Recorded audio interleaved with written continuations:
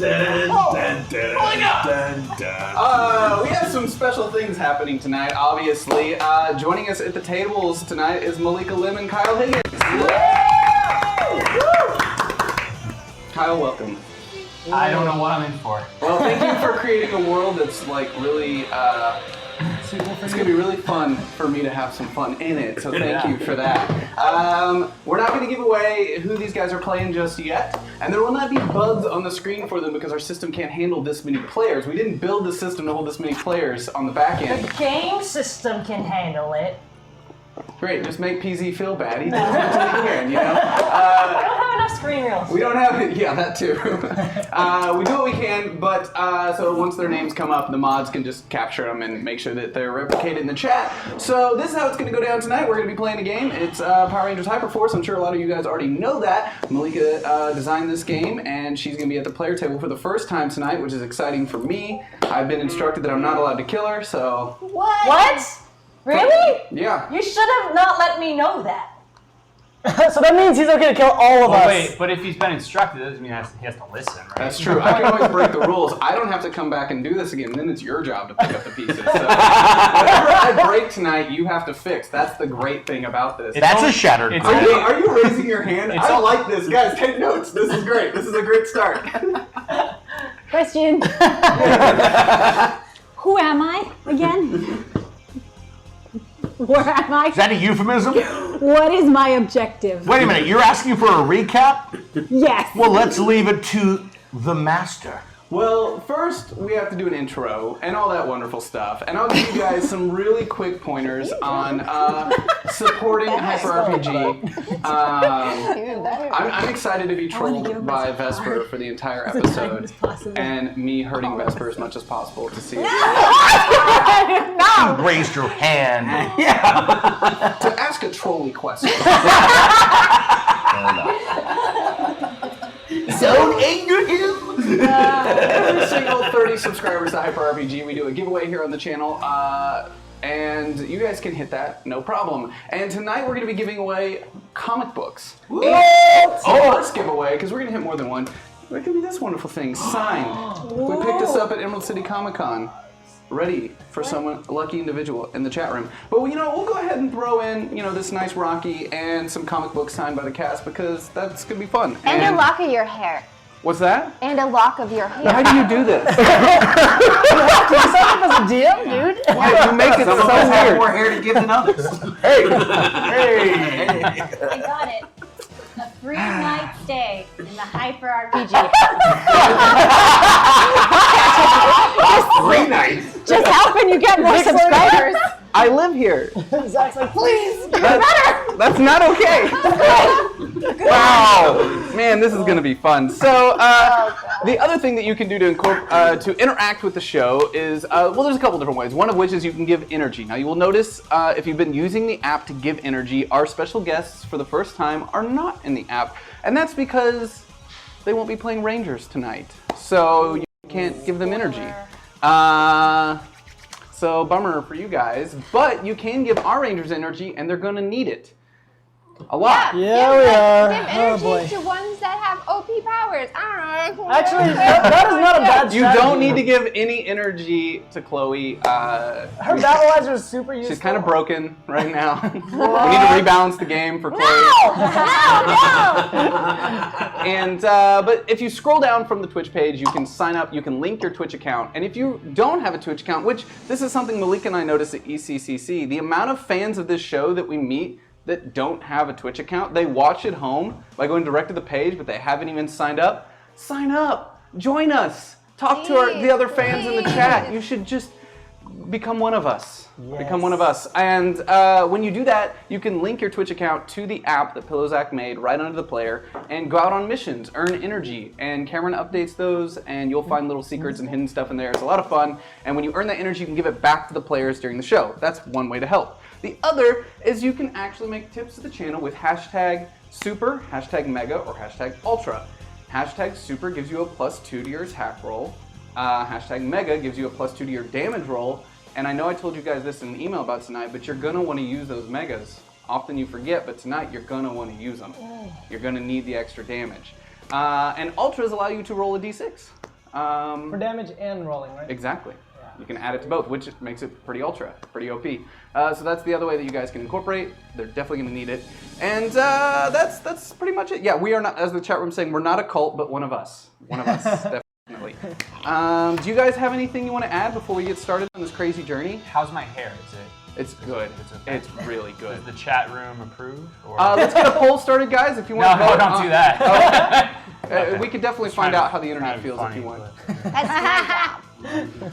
Are we ready? Yes. No. Wait, Hey. hang on. Peter, shouldn't you Greek that Okay, I'm ready. logo on your hat? Are we brand placing? What are you talking about? What Booyah! Backwards tap it. Yeah. Pull the Fresh Prince. All right, we're good. Lucas, Evil we find, break them down, make darkness disappear. Go, go, Power Rangers, you will set things right. Go, go, Power Rangers, you will fight with all your might. Power Rangers, HyperForce. we open on the HyperForce time ship. Currently in the time stream, you guys having just come back from a, believe it or not, successful mission. Stopping, I'm sorry, I didn't mean for that to sound so condescending. No, it's fine. It's true. Stopping one of the Alliance leader's key plans. Object number 4 on his plan list to total domination, to steal the Armada. And you are currently celebrating with each other, and a mission and job well done. I really wanted that sword. Guys, And then I was like, yo, and then he was like, go away, don't do anything. That was all I did. That was a great moment. There were so many blues I got to play around with. It was so awesome. guys, I did it. What? Saved the world and the universe and all of time once again. Okay, wait a minute, Vesper. Like, we've done a lot. Yeah. We have taken care of the Armada, but we haven't addressed a really important point, which is this whole Save Zordon thing. I mean, what does it mean? Alpha 55, could you tell us about that? Yes, Rangers. No way. Yes. Oh. What do you need to know, Eddie? As he was saying, about saving Zordon. Yes, and the question exactly? Just, why do we need to do it again? Well, what can the Alliance leader really want with Zordon? Yeah. What is their plan? Like, what happens if Zordon is saved? I don't know, Rangers. Maybe if by saving Zordon it will, like you said once before, Eddie, it would take back the wave that destroyed all evil in the universe. But if we took out the Armada and that's one of their major plans, do you think that actually puts a dent in the Alliance leader's plans? Or? Oh, definitely. We're one step ahead. Can we predict maybe where they're going to be next? Or Well- maybe, I don't know. I would assume that if anything, they would go back in time to stop Zordon, but they could have done that a long time ago. No, they had to do it in order. Remember that crazy guy, Jack? He was saying, I slapped him. That was great. I just remembered that part. But mean- you remember the important stuff. Well, look, we took care of a portion of the Armada, but by its very definition, an Armada is not a definitive size. I mean, what if we haven't got it all? How would we know? What if they have part of the Armada? You're right. That's very possible. I mean, all that we've handled was the Armada down on Earth. Who knows what else they have? And if they are able to go back and actually capture Zordon and where he's not destroyed by Endor, so therefore every one of the villains at that time were still around, who would need an Armada when you basically would have the entire universe of evil? No need to worry, Rangers. The virus that Vesper placed inside the ship most likely spread to the entire Armada, rendering all of the ships unable to be used. Yeah, but Yeah. Alpha, you can't say that for sure. Do you know that they don't have any more ships besides the ones that they sent on Earth? Because the only ones that we wiped were the ones that were there. Who knows if the Alliance had gathered some before we got there? Marv, I think we need to trust Alpha on this one. Yeah, and Alpha's good. if there's any inclination of any further ships in the Armada, please let us know, Alpha. Not find gonna out. lie. We'll find out if Alpha knows right now. Sorry, Malika. Oh. That's a 6. There were no more ships in the Armada. That was it. That was all of the track ships that we could find. Yeah! That means we stopped them in their tracks. And We should bake a burrito birthday cake. no, I don't think this is the Okay. time for that right now, guys. We gotta celebrate a little bit though. This is a great victory. I'm not gonna lie, I totally spaced out when you all were just talking, but I made our first steps towards saving Zordon, and that is I created a hashtag on Twitter. No, Vesper, we need to stop them from saving Zordon. Zordon sacrificed his life. We can't save Zordon. Yeah, we want We have to wait, save we have to Zordon do from Zordon. being saved. You better so retract hashtag- that. Get rid of that. Wait, it's a movement! I have 15 retweets! Delete it, Vesper. Delete it. Delete the tweet, Vesper. You can't edit them. Just delete it. Okay, I'm kind of popular on Twitter. try to save the world! Look, my main point is this. You guys said that part of their plan was to get ships from the Armada, right?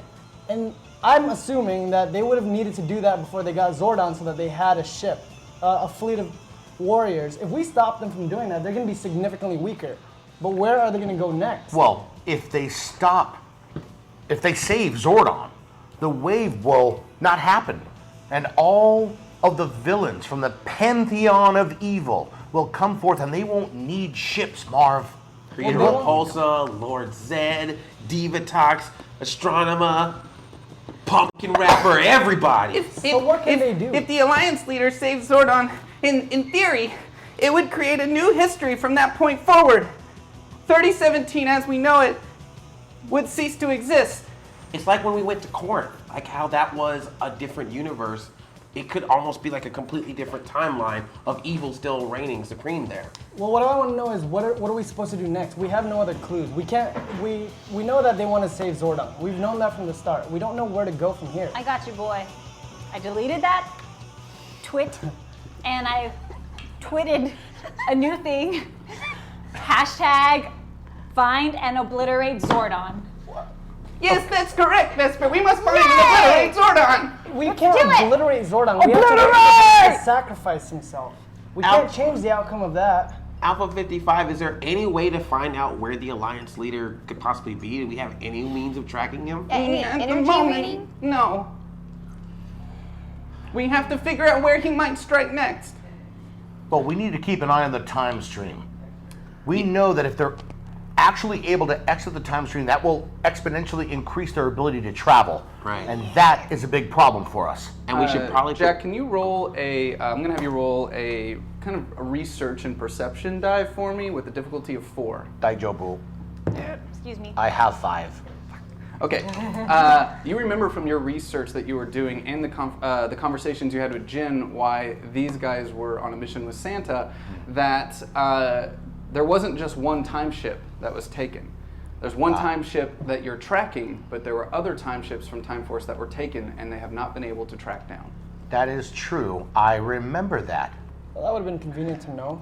But those other stolen time ships did not have the ability of our time ship.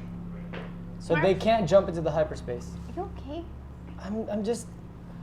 I'm worried. We finally got the jump on the Alliance leader, and now that we have the upper hand, we don't know what to do. We don't know where to go to stop them. We can't exactly jump to where Zordon is and wait for them. But we gotta keep the attitude positive. We're gonna figure it out together. We're Figure it out Yeah. through song. no. That's Come right. on, Chloe, Oh, join me. okay. Yes, Well, through song! Everything's gonna be okay. You start hearing an alarm blaring out. What is that? Rangers, something just appeared on the system track. There's been a giant energy surge. Where, Alpha? Where? A chronal energy surge was seen throughout history, and it disappeared, and then the energy that we're tracking, it reappeared in another world. Alpha. It must have traveled through the hyperstream. What if the Alliance leaders figured out how to travel through the hyperstream? Can we follow it? Is there any way to follow it? Yes, we can follow it. It's Alpha, check the signal right away. We can't let them get away. Yeah, follow them. okay. I just burped, just making sure it wasn't that. No. Okay, just want to be sure. Don't want to get, all riled up for wait, nothing. the Alliance leader doesn't know about hyperstream. Like, How? Jack, it are you couldn't be sure them. that none of the ships could access the hyperstream? Ours was the newest one. Well, It doesn't mean that they might not get a leg up on us somehow. No, what I want to know is, are their ships, the ships that they took, are they capable of jumping into the hyperstream? No, as we heard and as I magically remembered from Alpha 55, ours is the only ship that had that ability. However, if we don't know about it, it is possible. Or What? there's a traitor. I mean, we're able to do it, so there's, in theory, someone else could too. But I've tracked the signal. I know where it is. Do you want me to follow? Yes. Alpha, go. Okay, so in that moment, you all sit into your chairs and kind of strap in as a trip through the hyperstream and not through the time stream is quite aggressive. As you burst through the hyperstream at full force and you feel your body shaking uncontrollably as you kind of come out of the hyperstream as you are above what looks like the kind of eastern coast of the United States as your ship starts descending down. Okay, Rangers, we're here. I've tracked the signal to. No, this can't be right. Alpha, what's the year? What's the year? Where are we? I don't know. It looks like New Tech City. But What? So, Alpha, we've been to New Tech City. It looks nothing like this. As the ship kind of descends down, you see now a city at night. You've approached at night. Most of the lights are off. There is somewhat of a glow, a couple large glows coming from the center of the city, but most lights are off. It seems rather silent and quiet. Alpha, can you compare this vision of New Tech City with what we have perceived in the past from our time ship systems? Good job, Jack. yes, there's the geographical locations of everything is quite different. The eastern coast is the same, but on the west there's a mountain range that shouldn't be there, and there's buildings that weren't there from when we were there. Everything is somewhat different but the same. But it's definitely New Tech City. Marv. Guys, what are you going to say, Jack? We've got time stream problems. I don't think we have time stream problems. They jumped through the hyperstream.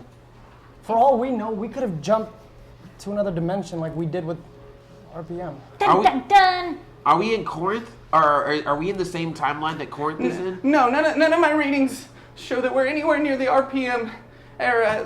No. But are we in our time stream at all? I don't know. The information I'm getting is extremely. There's no information. Alpha, put our ship into cloaking and land our ship. It's time we go down and check out what's going on down there. Dun dun dun!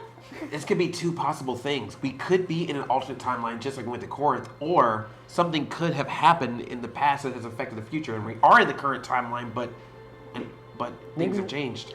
This sounds like a mystery. I put on my trench coat and there's a cool cut scene of me putting it on with my sleeve, and then I do a little. Was all that really necessary? Yes. What's a cut scene? That means that it gets cut. Yeah, it's close up, like Scott Pilgrim style. And there's a theme song, and it goes, she fights alone, except when she fights with all her friends, does it all the time. Ranger Chloe. Alpha 55 walks up to you and grabs you by the shoulders. Keep it together! Together, fine! I look out the ship's window while this is going on. What do I see? So out the window, you guys have landed inside of a park. This park is completely dark and quiet. The ship, you hear the sound of the rotor, the kind of engines kind of chugging on as the cloaking device starts to set around the outside of the ship. It's fairly dark. You see the slight glow off in the distance of something in the city, but for the most part right now, you just see kind of trees. You're in some sort of very large park area. So it doesn't seem like things are destroyed or anything, right? No. Okay. Everything It just seems looks slightly different. Alpha 55, please sample the air and please compare it to the last time we were at an analogous location on Earth. The air is breathable. Everything is the same, but not. Guys, Something feels different. I think we're in New Tech City. Well, we are in New Tech You are City. in New Tech City. I already said that. Wait, guys, what if something that we did in the past, maybe with the Vengeance virus, caused this alternate reality? We have talked about this a dozen times, Marv, and that's our greatest fear. How can we confirm it? Well, look outside right now. We know that we're not exactly in our normal time stream, but yet we still exist. Well, we know the air is breathable. We should go outside and take a look. You're right. So the back bay doors kind of clamp down on the ground. As you walk out and you know, the ship behind you kind of closes back up. You're now standing outside in this park. It's quiet. You can't hear much, but you do hear the faint sound of kind of like some sort of loudspeaker system outside, muffled from this distance, but it's definitely coming from a location directly in front of you. Vesper, Yes. you've got super hearing. What is that? Can you roll a d6 for me, difficulty 3? Yes. guys. 4. You kind of put your head out and are able to amplify the sound as it's coming in, and you hear this kind of muffled sound. Residents, please, curfew is in order. Remain in your homes. There shall be no one on the street or you will be arrested immediately. Curfew is in order. What is it? Yikes, we're gonna get arrested. We just got here. She only heard this. Oh, What is it, Vesper? what'd you hear? It seems like there is a curfew in place. Maybe this is a land of infants. Whoa, don't do anything Okay. rash right now. They say there's some kind of curfew in place. It sounded like an authoritative voice. Oh, we didn't have curfews in our time. then We it didn't must have- be unsafe to be out this late. Maybe Oh, a military rule, or there's bad guys. Chloe, you know what? You are the stealthiest out of all of us. Why don't you take a closer look? But what if there's monsters? Okay, fine, I'll do it. I just don't want to get in trouble again. I can't stand up to Kruger again. He's gonna make me crack. So you start making your way towards. I where the make sure lights- I'm like a safe distance behind her. Okay, so the rest of you are kind of crouched down behind her, making your way towards the speaker and light source. Chloe, can you go ahead and roll stealth for me? Roll stealth? Mm-hmm. Thank you. Yeah, so that's one of your abilities, right? And you get 2 dice? Yes. Yes? Yes. Yes. 'cause She it's- said It's one confidently. of your abilities. It's not. I'm not going to say this is a non-combat action. We'll call it a combat action. So. Oh, okay, cool. So your stealth is how many? Plus 2? or Plus 3. Jeez. Don't Is that a nerf lot? Chloe. Don't nerf Chloe. Don't. Go ahead. Woo! 10? Sort of. Okay, so you're able to sneak your way kind of through the park, remaining mostly to the shadows, kind of darting from shadow to shadow, making your way closer and Some closer. rolls too. As you throw in some rolls as well. Okay, yeah. Across from shadow to shadow, as you see her running up into the front, you get to the edge of this park, and you notice on the other side is kind of a little bit of a barricade and a road, and some large lights and 2 towers. But you see a bunch of what looks to you, given that you've seen this before, to be black MMPR Power Rangers. But there's numerous. There's about 3 or 4 of them. What do you say, Chloe? Guys, there's some Power Rangers here. Oh, cool. Like old school ones. They're just like chilling. Hey, Alpha, What could you do colors? an energy reading in the area? I want to make sure that everything's fine out there. Yes, there's no strange energy other than the one we tracked that's somewhere in the city. Wait, what about the morphin grid? Are there any energies from the morphin grid that you could detect? I can't. What? I can't seem to get any proper readings. Wait, Chloe, you said you see rangers out there? How many of them? 3 or 4? 3 or 4. What colors? Black. All of I them. said that. All of them are All black? of them are Black I mean, Rangers? it could be like they're all like, same color squad. Maybe they finally realized that Black Rangers are the best, and so in this world they only use Black Rangers. It's a possibility, but I would have to argue that it's not Wow. accurate. Forever Black. I wonder what that's like. I don't know. That's awesome. Let's go. I say we go check it out. I mean, if there are other Rangers, we can talk to them. Do you Yeah, but- want me to go say hi? Just- my only concern is this. Alpha can't pick up any energy readings from them. If they're connected to the morphin grid, we should be able to read their energy. But isn't this like an alternate universe? Yeah, maybe that's what proved that we may be on an alternate timeline because we can't read them through our timeline. Marv, I can't access any energy on the morphing grid because I can't access the morphing grid at all. I can't seem to find any energy readings at all. There's something's terribly wrong here. Alpha slow down. understood. Alpha, I'm Yes, your extremely, morphers on backwards, Vesper. It sounds weird. I'm extremely disappointed in you. No, what he's saying is that there's no connection to the morphing grid, period. Like, No, I can't access he it. can't access it. We have to check it out visually, team. We should Yeah. proceed, but proceed with caution. Let's go meet those Black Rangers. Let's do it. So who does what? I'm gonna go.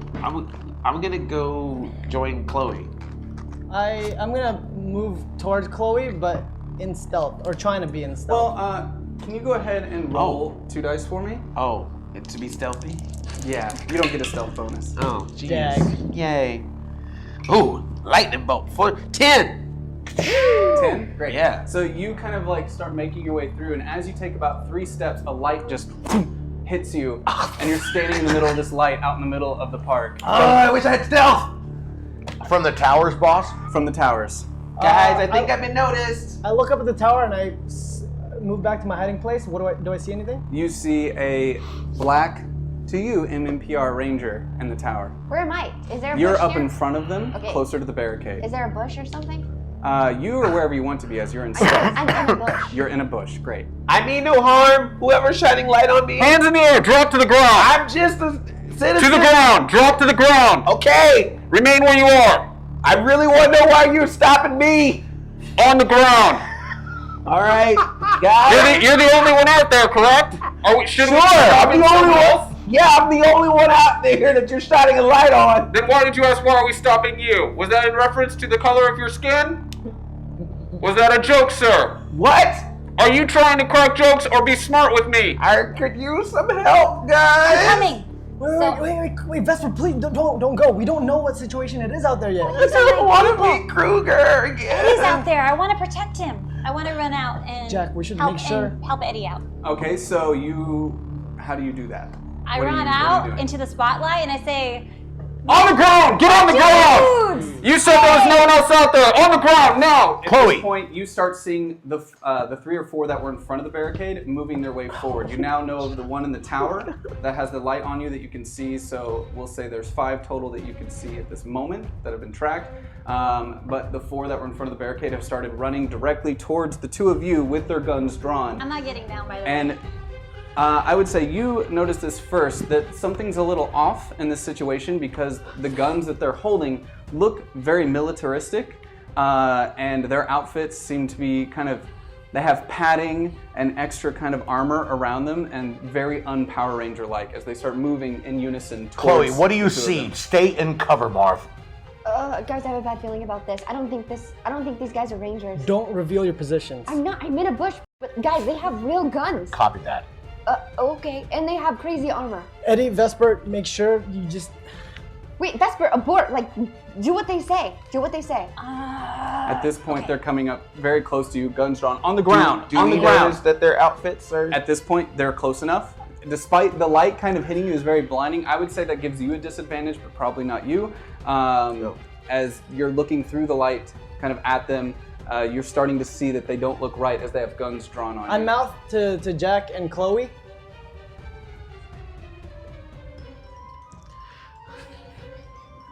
And I pull out my Hyperblade Blaster. Okay. And I stay in hiding. Okay, you stay in hiding. What do you do? Well, I'm a large target, so I am going to remain hidden until I see what the disposition of these fellows is. Okay. I'm staying in my bush. Did you guys really give her... Okay, this did an update for you all. I'm sorry. You have 22 energy. Can you go refresh that page for them? Oh no. I'm gonna save us all! Not the Insta Kitchen again. Sorry, if you could reload that for me, that would be great. Okay, so you're currently staying hidden, and you just have your gun drawn. Okay, I'm gonna go ahead and say we're starting the. Thank you. We're starting the initiation phase now, and since you guys kind of passed on that, it's gonna start with the Mastodon. Mastodon. What? On the ground. Down. Now. Hands behind your head. No! Excuse me? What? Don't worry, I got this. Excuse me. Look, there's been a huge misunderstanding. It's past curfew and you're not on the ground. I don't know what this curfew is. I don't know who I am. Where am I? Who am I? What's my objective? One of them steps forward and takes the butt of his rifle and takes it to the side of your head. I need you to roll 2 for me. What? Whoa. She's made of Vespermantium. I got 4. 4. You take the hit. on the side of the head. As you kind of drop down to one knee, you only took 5 damage from it. Eddie, At this point, I would. You okay? they like really to- hit me. Like, On the for real. ground, now. I run out. It's morphin' time. HyperForce, ready, power up. I want to flash morph. I want to jump, pull out my Wait, claws. did you say you don't say that out loud? No. Unfortunately, there was a giant explosion dang. behind you. When has there ever been a quiet morph? A giant explosion lifts out in the forest At of this red. point, I light. rush through. I'm gonna pull out my claws and I want to do my drill. They're all standing in a line, right? The 4 that came towards us.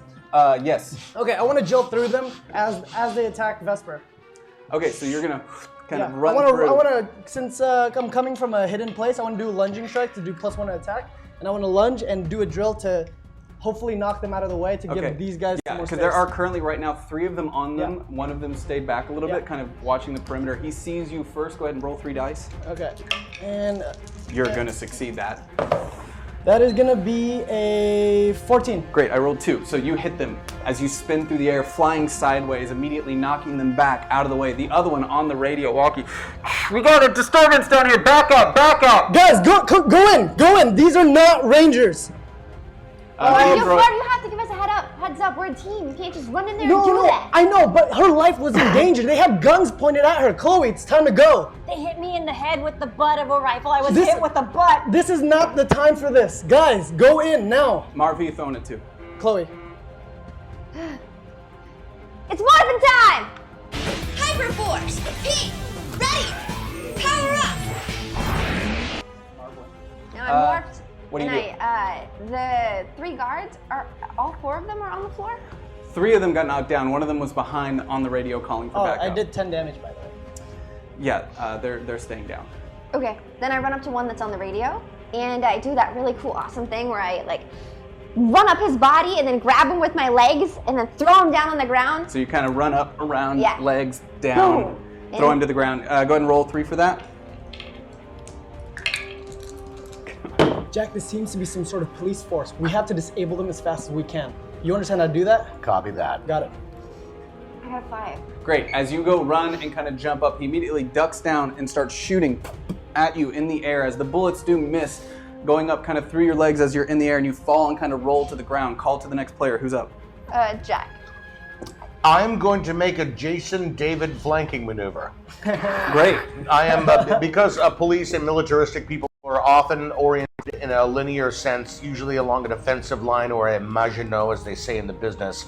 I'm going to attempt a Jason David flanking maneuver and set myself up to try to disrupt any potential reinforcements that may arrive. Good. I will allow you, if reinforcements arrive, a interrupted turn. Daijobo. Okay. Who you throwing it to? It's got to go to Eddie. Where's the guy that hit Vesper with the gun? He's on the ground and out. Marv took him out. Oh. You've got one still standing Thanks, there Marv. shooting. Well, I just like kick him. Is that your turn? No. So who's around me then? You've got one up who's shooting at Chloe, currently on one knee, shooting through the air as Chloe hits the ground and runs. You've got one in the tower that you can see, and reinforcements were called for backup. Okay. So I'm going to take. All right. So you said one shooting at Chloe. While she's in the air, he's shooting. She's already landed, but Okay. he's fixed on her. It's Oh, all okay. happening extremely fast. Gotcha. All right. This is what I'm gonna do.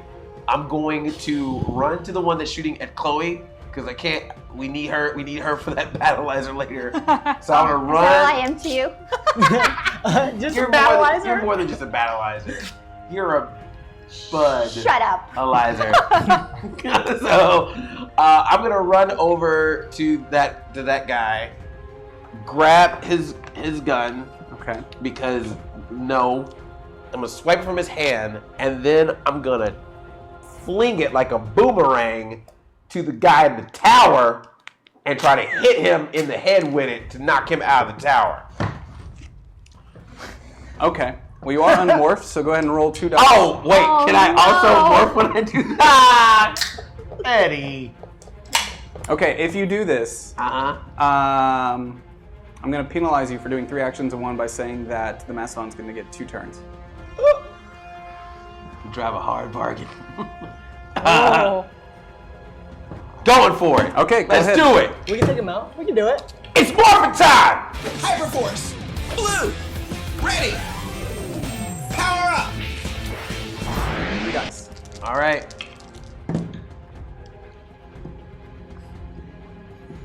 Oh, 13. In one fast action, you kind of run through the park, morph as a giant explosion bursts out around you, giving you a boost of speed as you run, jump, grab the rifle, turn, kind of like grabbing him with your other hand, throwing it up into the sky.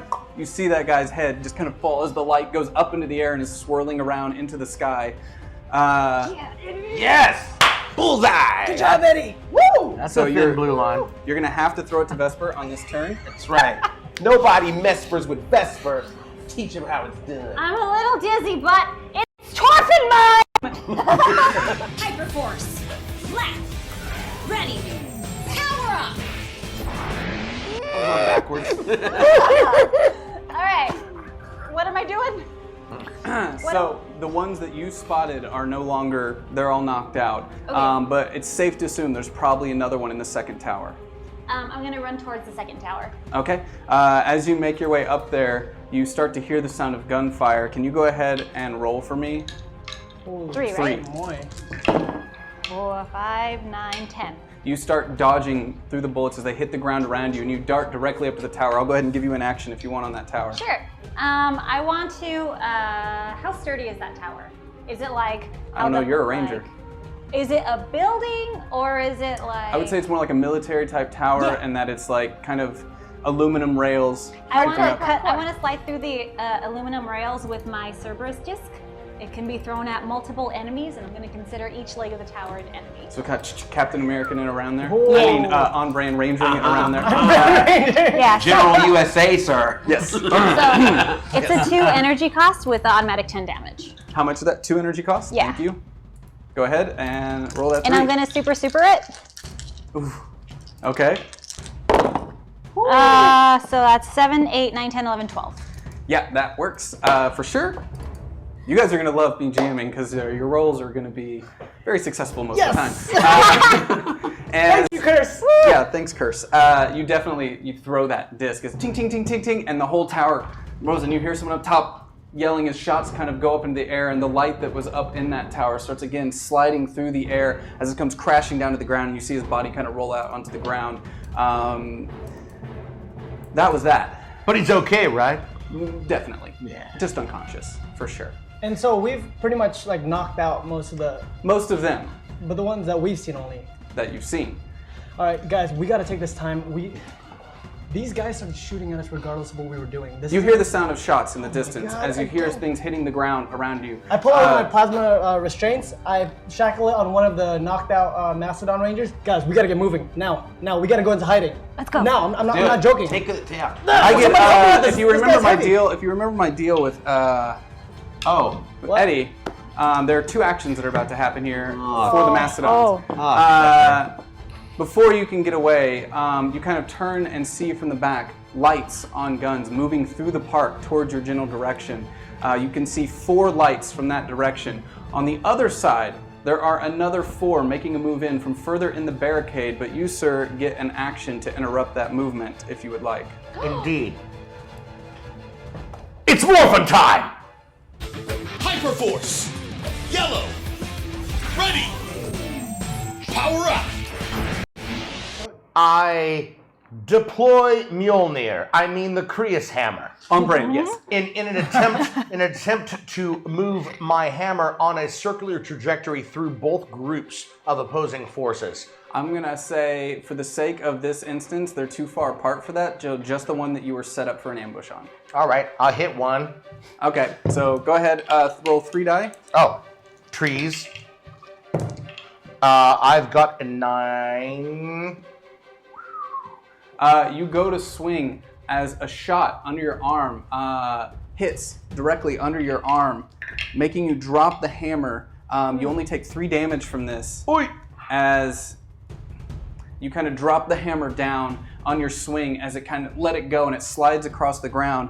As those individuals are running towards you, guns drawn, you hear the sound of fire that sounds a little bit different, a little bit more like a laser blaster.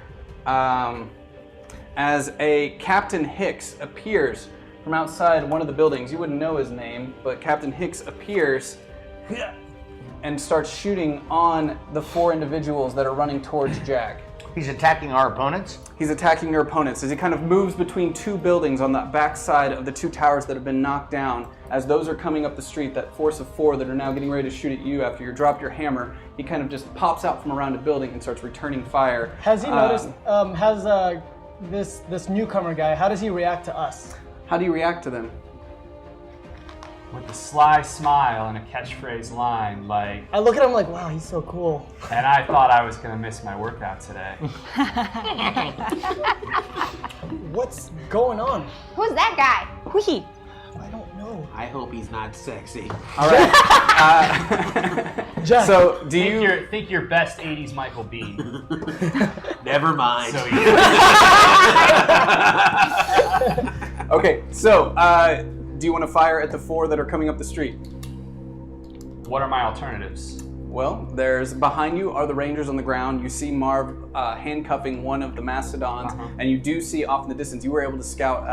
I'd like to let them get closer because nothing terrifies me. Okay. And I'll go ahead and let that happen within that action. They're running directly towards you guys. And then I'll wait for them to get in a line so I can dive out of the way and take them all out with one shot that goes through each one. Whoa! What? Ambitious. You're gonna want to use some of those supers. Use at least 2. At least. Sure, what does that mean? That means you get to add, if you use 2 of them, add 4 to your resulting dice roll. So if you want to roll 2 dice for me, making an attack with this weapon. And I add 4 to it? Add 4 to the result.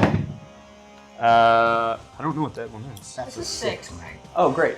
So what is it? So what's the other one too? It's a 3, so 9, so 13. 13, yep, that will land. So you let them come close, and then you kind of backwards somersault out of the way, letting them line up directly in front of you as you let out as you're jumping back. Like, that's a Hicks move. As you, as the bullets go directly through them. Yeah, they go through them. No, it does. What is happening? I've never seen these types of things happen in Power Rangers. There's no guns, there's they just blasters. fall to the ground, and you it's a laser blaster, so it sears through and cauterizes at the same time. That's very thoughtful. So it's like, that's okay. Thank you for that. So it cauterizes the wound as it goes through, definitely knocking them unconscious. There's no blood. There's no blood. With the amount of damage that caused. There's a clean funeral. Gotcha. Right through as they fall to the ground, and as you kind of land back, another individual kind of comes up behind you. He's a small, kind of wiry individual, very short, a little bit older, wearing a full set of camouflage gear. It looks like he's painted it himself to be the colors of the buildings around him. As he kind of grabs your arm and helps you up. All right, Captain, what do you want me to do? Oh, this is me? Yeah, Captain, what do you want me to do? Come on! Put me in there! Put me in! Are there any other threats in the immediate vicinity? On the opposite side of the Rangers, there are, in the park, there are at least 4 other lights making their way in. You see that kind of like lights that were like flashlights on a rifle that are moving their way in towards I'm kind the of Rangers. just in awe, Jack. And are the Rangers all down? Are they back up at this point? I would say, for the most part, Jack is right next to you on the opposite side of you, kind of like you're on 2 opposite sides of the street. He's on the opposite side. You guys are right next to Marv. When you're up at the tower, so you're a little bit further in the front, Marv and Chloe and Eddie are all kind of in the same spot. Is this guy friendly or what? I don't know. I got hit in my soccer band mini muscle. I would tell them all that if we want they should leave, they should, on brand, leave with me if they want to survive. Do you want me to tell them that, or you want to tell them? No, you can. Hey guys! Captain says if you want to live, you should come with us. And I don't know why he told me to tell you that. Come on, man, you're right. What do we do with this guy? And I hold up the guy that. Come on, leave him. Really? There's so many of them. Just leave him. I unlock the thing. I take it back, and we have to get transport out. I can't lose it. So can I roll for transport, like drop ship to come in to take us a full on drop ship? Or what? I don't. It could be. I'm gonna say that your unit doesn't have the resources for a dropship. Cool. So we have to evac out. You guys look like Power Rangers. Yeah, so did these guys. What is going on? I'll explain, but right now the important thing is getting out of this area. Do you have teleportation? We do, but not anywhere. We only have it to one designated I area. have coordinates that can get us out of this. Another individual comes out from the opposite side of the street right next to you, Jack. This individual is very tall, gray, kind of speckled hair, also holding a rifle in the same kind of dress that the captain here is. Captain. Yes. I don't know if it's wise to give them our coordinates just yet. Who's this guy? That's a good point. We've seen all sorts of different types of rangers here. Air quotes on rangers. Yeah. Let's get off the street. At least we need to get out of here quickly before more reinforcements show up. I don't remember the way. Can we walk there together? Of course, come on. It's the way we came. Come on. He will show you the way. Follow us. Yeah, we follow. We all together? You know this individual to be your major, one higher command than you, Major Galushi, and the other individual that was standing next to you, the very active, hyperactive one, was Fidget, your scout. Okay. And you also have with you a private. Do I need to convince anyone to follow? I believe you, man. You just shot those dudes that we were trying to fight. We're not messing with you right now. We're gonna do what you say. I come with him, but I'm cautious. I'm just along for the ride. I'm a little bit confused, but I follow. So you all follow? Our team is all together? Yeah. At this point, you guys have kind of run down the street, leaving the other individual on the ground, handcuffed, making your way towards. He's not handcuffed. He disengaged the plasma restraints. I took out the plasma restraints Okay, and good. I kept it back. Got it. Okay. No evidences. I joined the team. And then I'm going to fall to the back and I'm going to pull Vesper to the side really quick. Yes. Hey, Vesper, look, lately I've been noticing that you have been a little bit, I want to say, you're kind of rushing in, and I know that I have the tendency to do that too. As of late, I just want to make sure everything is kind of all good, you know? Good in the hood. But really, Under the hood, because I'm the robot. no, but really, Vesper, you're acting like you're invincible, and you're not. And when you do that, look, it puts your life in danger. I'd rather my life be in danger than all of yours, so if I have to be the first one to jump in front of a cauterizing laser gun, I will be. We don't need anybody to do that, Vesper. I just want you to know that we all value you very much, and when you do that, it makes me worried, because as your friend, I know what it's like to be in that position of, I don't care, I'm gonna rush in, I don't have anything to lose anyway, or at least that's the way I looked at it when I used to rush in. But now you have a family, you have so many people that care about you, and when you do that, you put yourself in danger.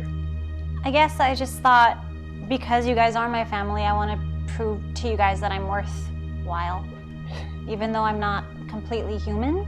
You're more than worthwhile, but when you rush in, it makes our situation a little bit harder as well. Because sometimes when you act like that and when you do things without, well, I guess, planning too much, you can be put in a situation like today where you almost got shot in the face. And I don't want that to happen to you, Vesper. And I don't think any of us do.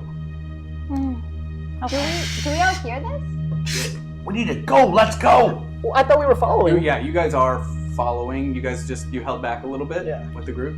So the rest of you are following. So we didn't hear this conversation? That's up to you. I'm talking at like a fairly normal thing. If anybody's like maybe within 10 to 5 feet of us, I'm sure that they've heard it. Can I roll to hear it? Oh, go ahead. I'm going to say difficulty of 3. One die. Lightning bolt. You heard everything. Can I roll to hear it? Sure. 1 dice? Yeah. Difficulty of force as you're further up. 4. Ooh, you heard all of that as well. It's probably not best to get too sentimental here. In this world, it'll get you killed. Oh, I'll keep that in mind. What was your name? Hicks. Michael Hicks. Nice to meet you, Hicks. I just care about you. Okay? Captain Hicks to you. I know that we're not supposed to get sentimental, but you're my family. You're an outsider like me, and I understand how it feels to be like that. I just want to make sure that you're gonna be okay. Just told him sentimentality is gonna get him killed. Yeah. I know, but I'm sorry. She's my family. I don't have much family. I have to do what I can to take care of her. And in this world, if she does that again, she could get herself killed. Yeah, and I don't want to make a bad first impression, but like that doesn't work for us. So you could just kind of keep that to When yourself. you say world, But Like, I mean, like our figurative world? Like, hey, you're in my world, fam. oh my do gosh, that. what did I just do? I do see your Rangers. Our run-in with Rangers hasn't always been positive. How so? Rangers are always fighting on the side of good. Hey, is What exactly is going on here? Clearly, you're not from around here. And based on Fidget, we have scanners that look at chronal energy, right? Back at the base, we could ask the colonel. So we can't do it on the spot here. No, we don't have the tech for that. Come on. Okay. Where are you guys from? We're from Old Texas City. Enough with the crap. Hey, Captain, I have reason to believe, as I'm sure you're assuming as well, given that you were part of Zach Taylor's old unit, weren't there cases of Rangers from other worlds helping them? A few months ago, we had some Rangers from another universe come here. They were instrumental in helping turn the tide of the Resistance War. wait. Like they helped? Resistance They helped. war? Is that us? Resistance war against who? Yeah, they're not from here. Yeah. Look, I'm just gonna be straight up with you guys. We followed a dark source of energy to get here. We've been tracking this. Whoa. What type of dark source of energy? We aren't really sure. Honestly, I'm not gonna lie to you. We aren't really sure. But it is something that we have seen happen in our journey, and even possibly in other worlds, including this one. That's what led us here. You've been to other worlds. We've been following this. You just said someone came here from another universe. Are Yeah. you not unfamiliar with what we're saying? You see the Major kind of grab his radio. Colonel. Guys, I don't feel good about this. Coming in? Yes? We're bringing in some stragglers. They have information you're going to want to hear. All right. I'll be waiting. I don't want to get interrogated again. I do. Eddie, it's fine. Maybe we'll see Doggo again. Captain. All right. We need to take them back to the base. Should we tell them anything as we go? Go for it. I'm not much of the story type. You asked who the war was against, and based on what you're saying about traveling to other worlds, have you ever heard of a man named Tommy Oliver? Yeah, Yeah, Dr. O. we met him. Yeah, he's a great guy. He's really cool. He was in my Zord. He shushed me once. He's not great everywhere. What? He's not great here. Someone not like Tommy, that's ridiculous. Yeah, that is ridiculous. Come on, do Dr. you O is know? like Do you such a know great his? guy. Do you know his background He's a Yeah. doctor. Angel He's a doctor. Grove. as a Power Ranger? Yeah, Yeah, the, he's the Black Down Down Under. Ranger, yeah. What about before that? Can't metagame. I'm not gonna. We just figured that's who he was. You Before can he was always the- ask. Oh, Would we know that? would I know? Yeah, Yeah, that's would a we good know question. that? Would I know this? You want to roll for it? Sure. You are the history buff. Yeah. As So- a Time Force cadet. It's going to be 3. difficulty of 4, so you don't. Can I roll for it? Don't. Just okay. kidding. No, don't. I don't want to do it. I'm not that smart. All right. So look, Tommy Oliver, Yeah. as you it seems know him, Dr. Tommy Oliver, because at that point in the timeline, if he was the Black Ranger, he was part of the Dino Thunder group. Before that, he was the Red Turbo Ranger. Before that, he was the Red Zeo Ranger. Before that, he was the White Ranger. And before that, he was the Green Ranger. Can I roll again? Wow, he was everything. Can I roll again for knowledge? For which part are you trying to get knowledge on? Feel like I would know this. Yeah. Say difficulty of 3. Come on! You know, the traveling through worlds has got your brain Really? mixed up. You've been really emotional lately, you know. It's just your head's not. Are you sure? I mean, Tommy Oliver is a pretty common name. I just figured maybe there were just multiple Tommy Olivers. The problem is, here, Tommy Oliver was never those Rangers. What? Someone took He out. was the Green Ranger. Because the other thing that I need to tell you about Tommy Oliver, which you for some reason don't know. Woo! The universe does not want you to know, man. Was that he got his powers as an evil ranger from Rita Repulsa. What? An evil ranger? He was under her spell from a device called the Sword of Darkness. And the original Power Rangers broke that spell and he joined their team. But here, after the spell was broken,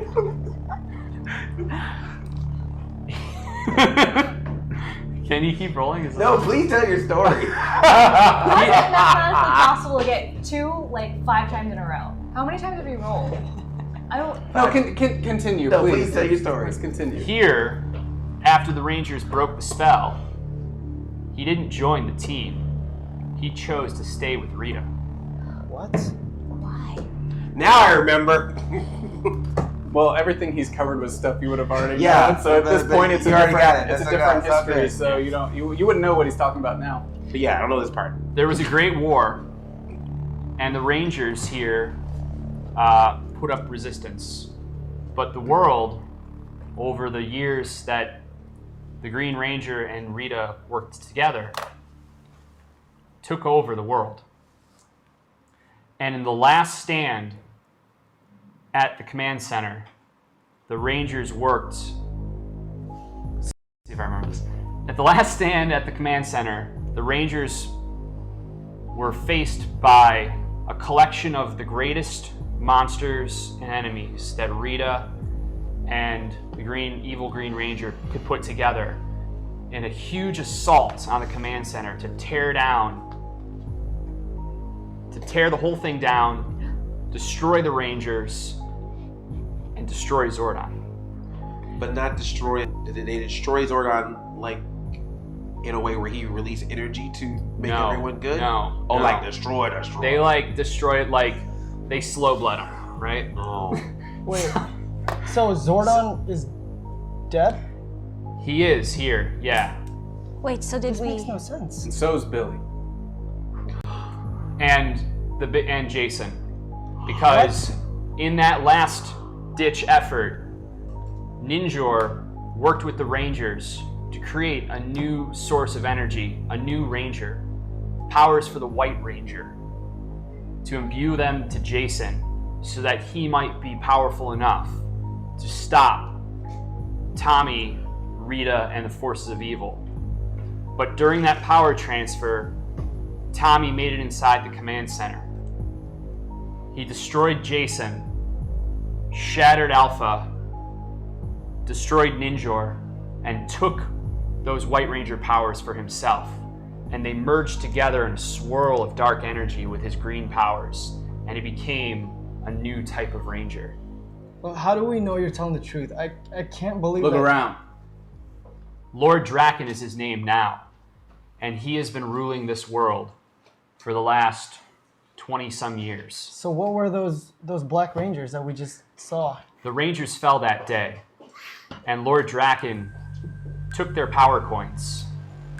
Zach's All still ex- alive, but he's not connected to the morphing ray. Same with Trini.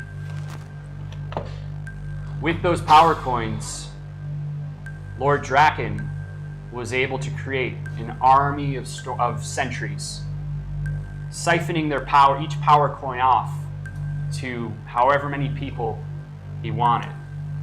The sentries that you just went up against are some of his mastodon sentries. They're kind of the ground troops. There are saber-tooth sentries that are made from the saber-tooth tiger coin. They're the commanders. And then there's the elite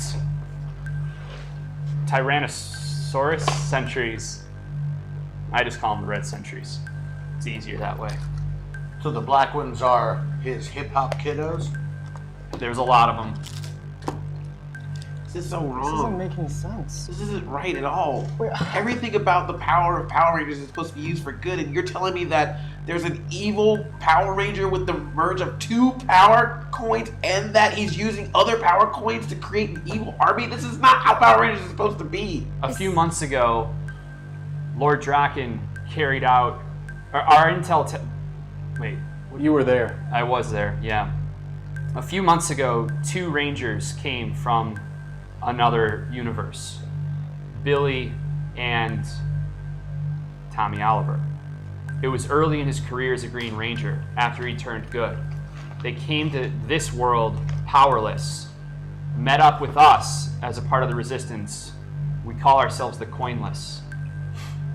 They helped us fend off an assault by Lord Draken and his armies on our big base that was the holding area for Zach Taylor's original Mastodon Zord.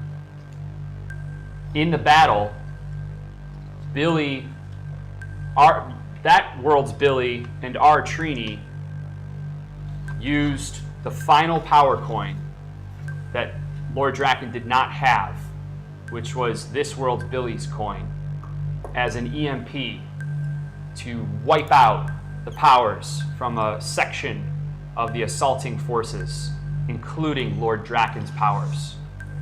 Nobody's seen him since. Lord Draken?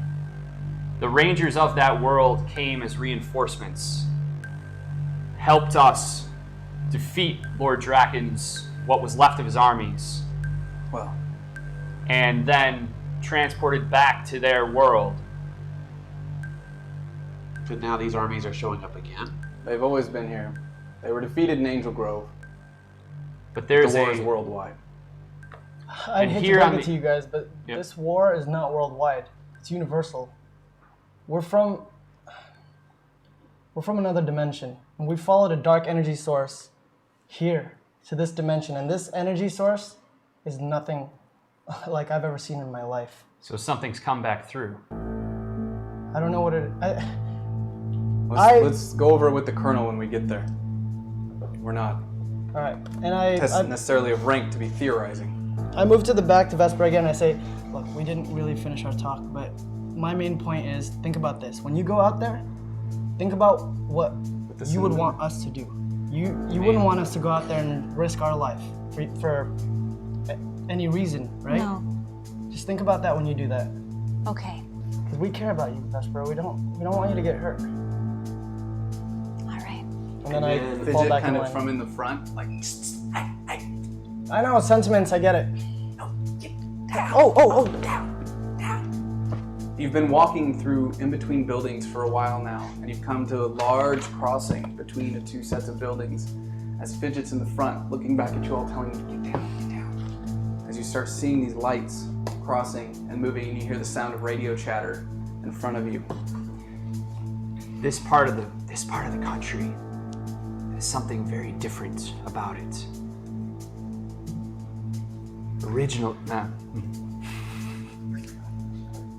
Even though Draken might be gone,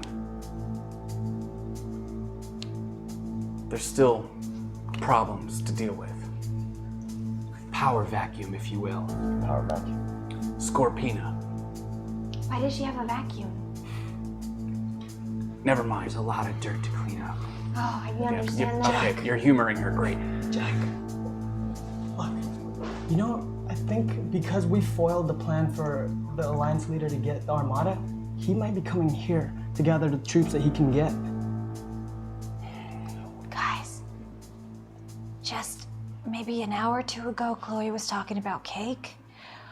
How about we ditch this dimension, go back to the ship? Yeah, I'm getting such bad vibes here. Fidget appears right next to you. Did you say cake? Yeah. Cake? There's no cake in this dimension. I haven't had cake in like years. Wait, Chloe. We have to focus, guys. They got cake. You have a responsibility. And we have resistance fighters that we have to save. Captain, come on! If they can help us, you saw the firepower they had. I'm only one guy. I have bad knees. I can't pull that type of shot off all of the time. No, you're right. You're definitely getting old. We can't just leave, guys. The Alliance leader, we tracked him here. He has a plan here. Jack, I can't lose all of you guys. You're my family, and I don't want anybody to get hurt, and this is really dangerous. But, yeah. Guys, I brought snacks. Look, It comes with the job. Just keep we all your knew heads this down. when we signed up as Rangers. Yeah. We're here to defend good. Listen, There is no good here. Marvin, we've got to meet with the Colonel. We need to find out what is happening here locally to see what we can lend to this fight, because while we have an overarching objective, I have a sinking feeling that everything comes down to this. Yeah, no, I mean, I agree. I agree with you 100%. Hey, let's go. Come on. As Fidget kind of stands at the I edge of say the that to alleyway. you, so that's where it includes. Well, shut up. Oh, What okay. did you say? I can't hear you past the cookies. Move! Let's go. Let's go. Let's go. Yeah, we're moving. I I mean, need for a minute, not for all time. Just all of you except for the Colonel to make a stealth roll for me, please. Dad! Can I like partner with You're all crossing the street. Yeah, no, never mind. How many dice? You're still more. Look at the dice. Oh, so 3? Yes! That is a 9.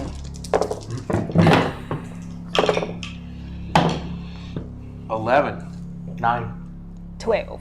11. Captain, Yep. I need you to roll too. You said all but the captain. Colonel. Oh, Colonel. Oh, how many dice? 1. Okay. And what do I need to get? Above a what?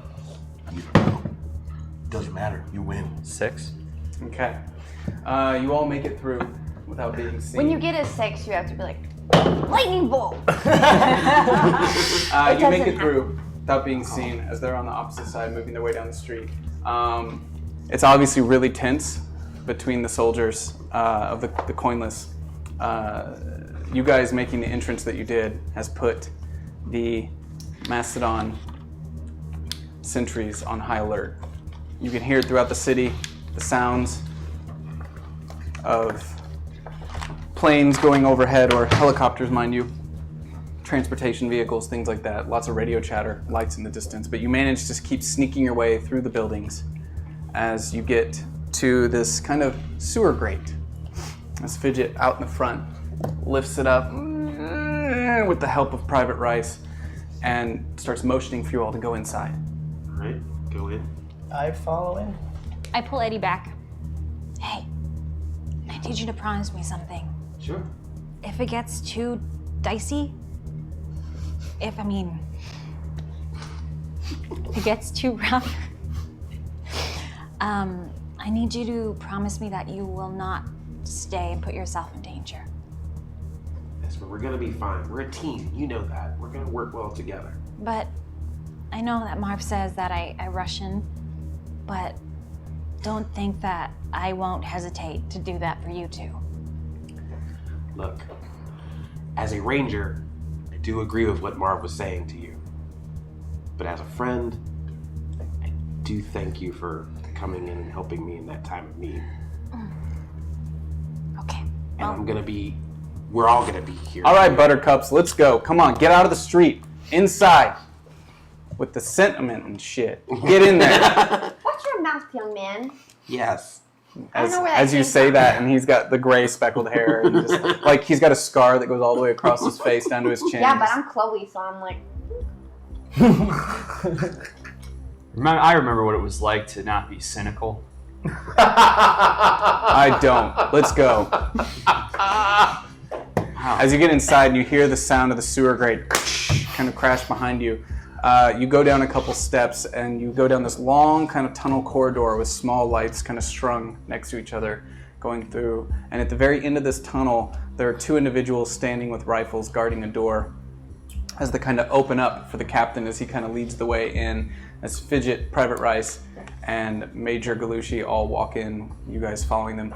As you walk in, you see kind of in front of you this bustling like movement of people in all directions around you. As you kind of are revealed to this sewer system filled of people, all of them wearing tattered clothes, ripped up, some of them like crying and holding their kids and things like that.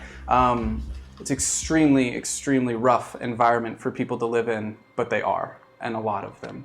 As you keep kind of moving through the people inside, some of them crossing around you, and as you kind of cross other deep tunnels, you see more and more people. Some of them have set up food stalls, helping each other out, things like that, and supplies on another tunnel. You make your way all the way towards the back of this large area as the Colonel is waiting to greet you all. Wait, I have a question for Alpha. Alpha. Can you go ahead and roll a difficulty of 4? Aww. Please just do it. Ah, lightning bolt. Okay, go ahead. Like that, you know. I like just- that. I like that. Alpha, Yes, Chloe. I have a question. Is there any way that we could maybe, I don't know, beam down some like rations for these people? They're really hungry and super tired. I feel like it would really lift their spirits. And down here, Alpha, it's really sad. I can't necessarily beam in food, Chloe, but maybe I could start looking for rations somewhere that we could take and bring to them. That would be amazing. Check underneath my bed. I have a lot there. Enough to feed lots of people, Chloe. Yeah, man. Yeah. That's my secret stash. So you hear the Colonel greet you all. I was actually consulting with a young man named Victor. We were bent over a hydroponic setup, except for all the plants that we're trying to grow there are very puny and small. No fruit or vegetables available. I turn around when I hear you guys approaching, and I see that you are all morphed rangers, right? Yes, they are all morphed as you look up. And I put my hands. And what do you look like, by the way, if you want to describe Sure. what you look like? I'm about 34 years old and look exactly like Lena Song, but older. I have my hair tied up in a ponytail. I have a kind of a dirty scarf and some kind of worn clothes, but I hold myself very proudly. And I kind of look knowingly at Galushi and Fidget and Hicks. I press a button on my helmet to take off my helmet. Detective Song, what are you doing here? Detective Song? Oh, of course not. Sorry. Yeah, my name's Song. How do you know that? How do you know Lena's song? How do you know that name? She was a friend of ours in our...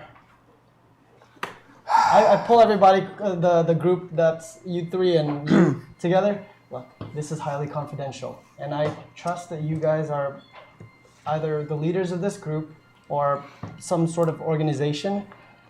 I need to know that you guys won't tell anyone about this. But remember how you said you had rangers coming in from another dimension? Mm-hmm. We somehow ended up here, and in our dimension, we were close friends with you. Me? Yeah, well, I mean, not exactly you. It's Colonel, this is what I came to debrief you on. These rangers claim to be from another world, and they tracked an energy source here to New Tech. Do you guys have access to the energy readings? We don't. We tried to look for this source Not of energy. We couldn't find anything. We couldn't even find energy connected to the morphing grid. I kind of look at all of you in the face, but I just see kind of your helmets, your visor, and my reflection shining back at me. And I don't know. Times are different around here. Do you trust these guys? I think at this point, seeing Rangers again, I don't want to get my hopes up, but what choice do we have? They pretty handily took out a group of Mastodon sentries. I'll demorph. Colonel. Okay. Right. I'm just taking off my helmet. I'm not going to demorph. Sorry, Jack. It's all right. Oshkosh bagosh. I'm worried they're a little too soft for our world and what we need to accomplish. Do I hear him say this? Yes. This really irks me. I'm just like, Chloe just is not having this. She doesn't seem soft. Annoying, but maybe you're right. I mean, Not soft. we have that in common. I grab Fidget and She I did just snip at me to watch my mouth. I grab Fidget and I just like push him like this in a circle. And I say, look, What look, are Chloe, you Fidget. what are you doing? Stop it! Chloe, look, Fidget's been there. Cut it out! Stop it! Sorry. I look towards Jack, who just demorphed. You have to apologize. Thank you. Thank you for taking down those mastodon sentries. The world out there, the loss, makes this hard. And then I turn towards Hicks. But we mustn't forget, it's not wrong to be soft, to care. That's what makes us strong as a team. Not to mention, we've got a power and a force that you've never seen before. Wait, what power? We have the ability to morph. That should And even up the this. score. Pink Battle Warrior! And a bright light is let out of little color as her body starts to transform as this armor appears all around her. Have I ever seen any type of upgrade like that to another ranger? I would before? say no. Okay. Not like that. So I'm flabbergasted. My eyes are almost like blinded. My pupils probably shrank as I see this enormous pink light emit from you. And if anybody's near me, like my gardener friend Victor, they're probably also floored. It happens. Let it. Do you all have that? No. No, that's just. Does, This thing. can her power like make the flower grow more? Oh my god. Radiate the energy. That would be so awesome. I tried. So should we tell them what we're looking to do? As you say that, the ground around you starts to rumble as dust starts falling from the air, as everyone kind of grabs onto something, and you hear people, and there was the sound of bustling people when you came in, but everyone grows immediately silent on this rumble and shaking, this small earthquake, as it just rests for a little bit, stops, and then everyone goes back to doing what they were doing. What? Sorry, guys, I'm hungry. That was my stomach growling. Wasn't it? No, I think Galushi, why don't you explain it then?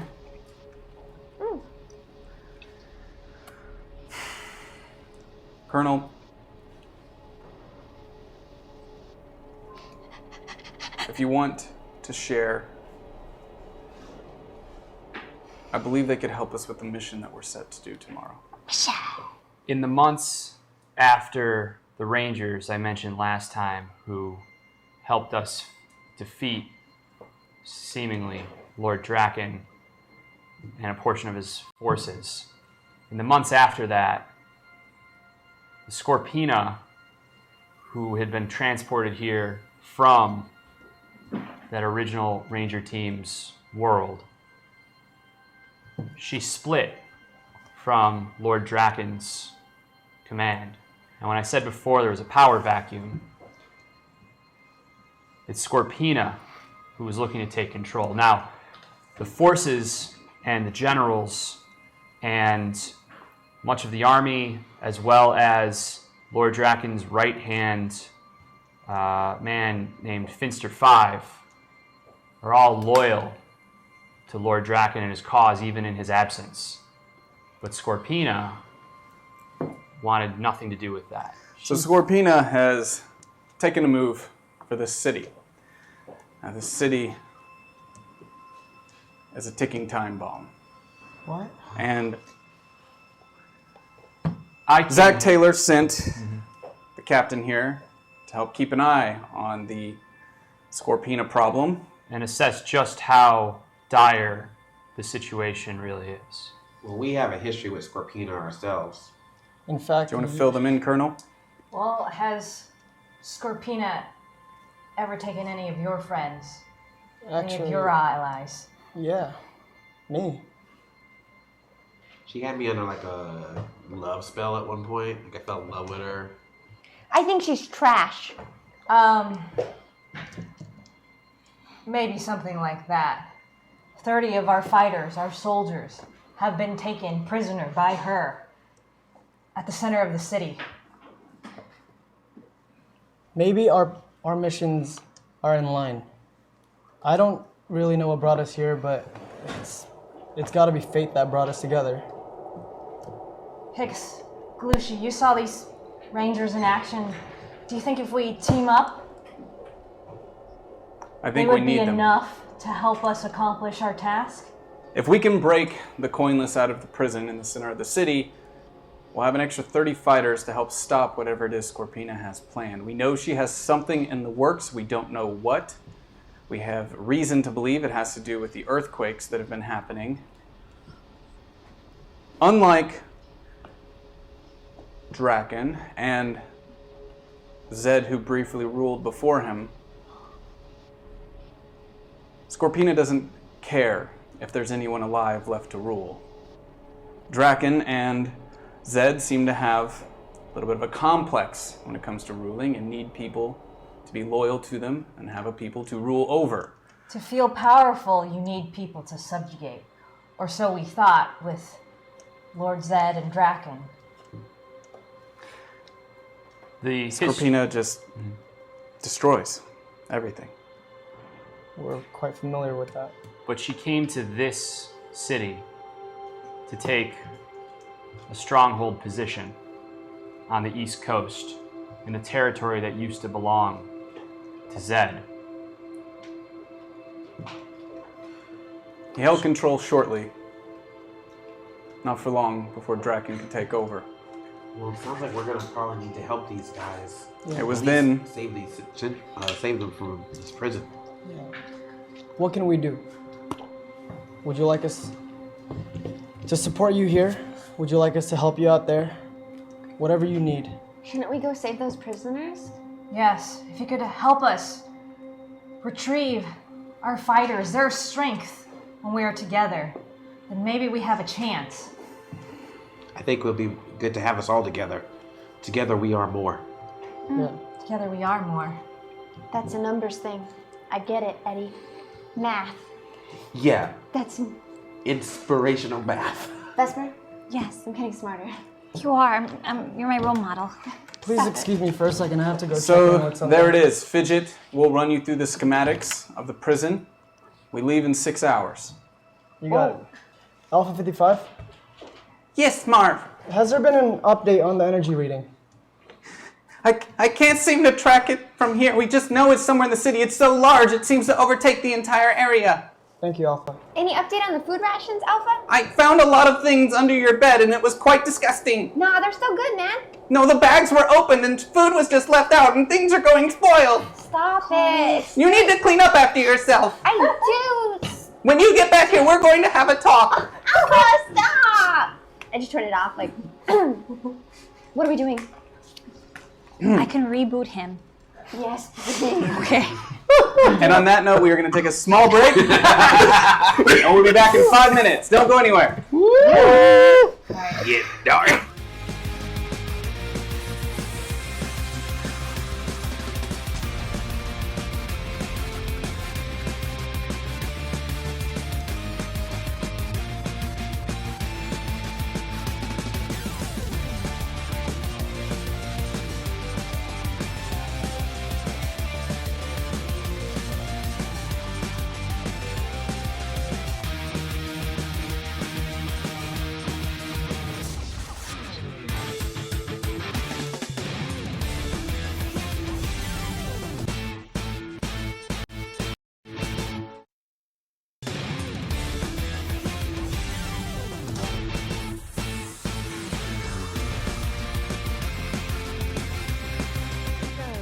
Welcome to Dungeon Incorporated. We appreciate your interest in the roguelike program and your willingness to participate in our clinical trials. At Dungeon Incorporated, we value data above all else. It is data that we need and data that brings you here today. Remember to take your medication. Using the patented roguelike EEG system, we will subject you, willingly of course, to a simulation generated by our extensive analyst focus group. These simulation scenarios will extract your brainwaves, data, and log them into our ever-growing roguelike database. Your brain and creative reaction to our voluntary scenarios will help us at Dungeon Incorporated to create the ideal role-playing game scenario. Don't forget to take your medication voluntarily. The roguelike system building a better RPG with the voluntary use of your brain data at Dungeon Incorporated.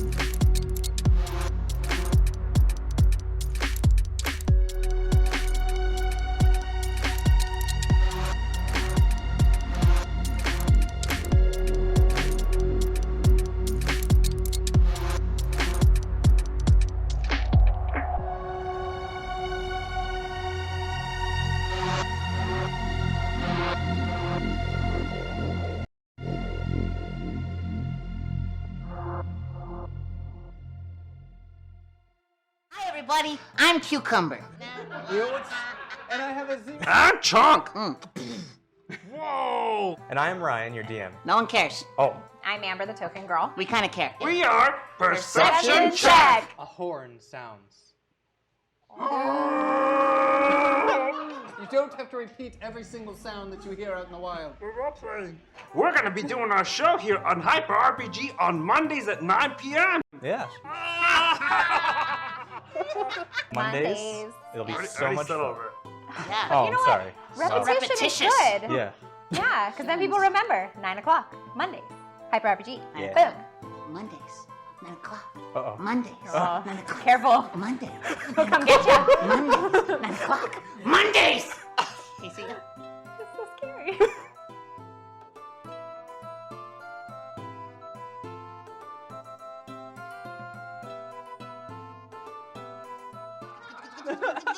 You're there. And then we're at the top of the hill. I look to the gate and I say, "I'm here to talk to the 6 princes." They're like, "Oh, yes, sir!" And they open up the gates, and I march on in, and I go up and I say, "Hey, where's the best and most powerful of the princes?" They're like, "Oh, this guy right over here. That's Prince Joe." And I say, "Okay, I'm gonna go up and talk to Prince Joe." And I'm up at the top and I'm talking to Prince Joe. And I'm like, "Hey, Joe. So here's what's happening. Crap, why did I come here? Wait, what are we doing?"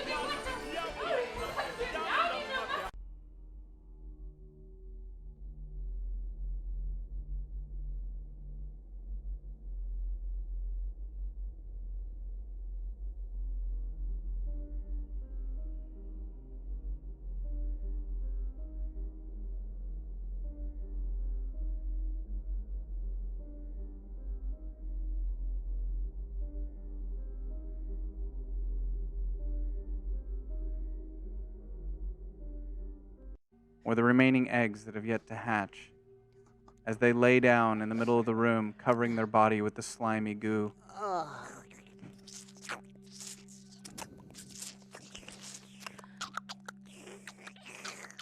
Let it happen.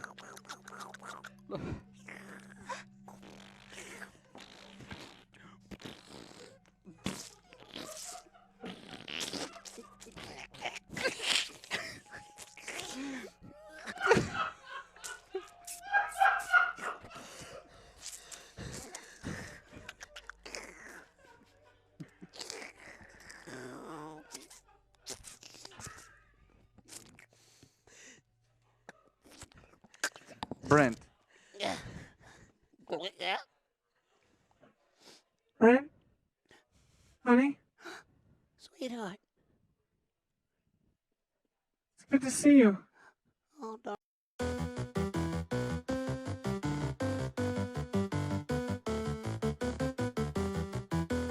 And we're back. Welcome, everyone. Thank you for sticking around. So here's the thing. Last week at the break, we had a whole bunch of giant announcements, and it was awesome. And you guys shared that all over Twitter for us. I was tracking the hashtag in conversation. We doubled the amount of people talking about the announcement last week as we did the announcement of this show existing. Awesome. So the amount of people that were excited with us in the chat was amazing. So thank you guys so much. It's all about you, Kyle. They were so excited for you to be sitting here. Thanks, my Our announcements last week, they went over really well. So thank you guys so much for that. I will say again, if you didn't know, that we will be at WonderCon for my birthday. Woo! very soon. Can I throw a plug in there? Yeah, of course. About WonderCon? Yeah. If you are a Power Rangers fan and you are going to be at WonderCon, which camera am I on? All of them. All of them. You absolutely do not want to miss the panel on Saturday, which I believe is at 12:30. Uh-huh.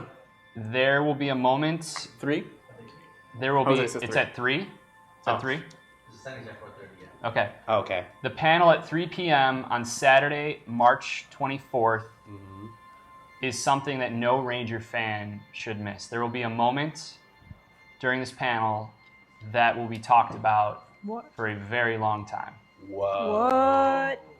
Woo! And right after that panel is the signing with the HyperForce group here on that special I got variant. a jacket being made for me right now. I'm gonna look Get out. sharp. Also, carne asada for everybody or chicken? I ordered burritos, guys. I would have gotten some. Like, I'm gonna wait. I don't want to eat anything while I'm destroying you they guys. make great gifts. I've seen that. You guys are weird. So that is next 2 weekends. Next weekend is it's coming up soon. Oh my gosh! But here's the thing. Last week we had a really big announcement at the end of the break. This week we're gonna have a really big announcement at the end of the show. Ooh! Oh, I have to make one more plug. Thank that you. At the panel, Thank you. So we will have.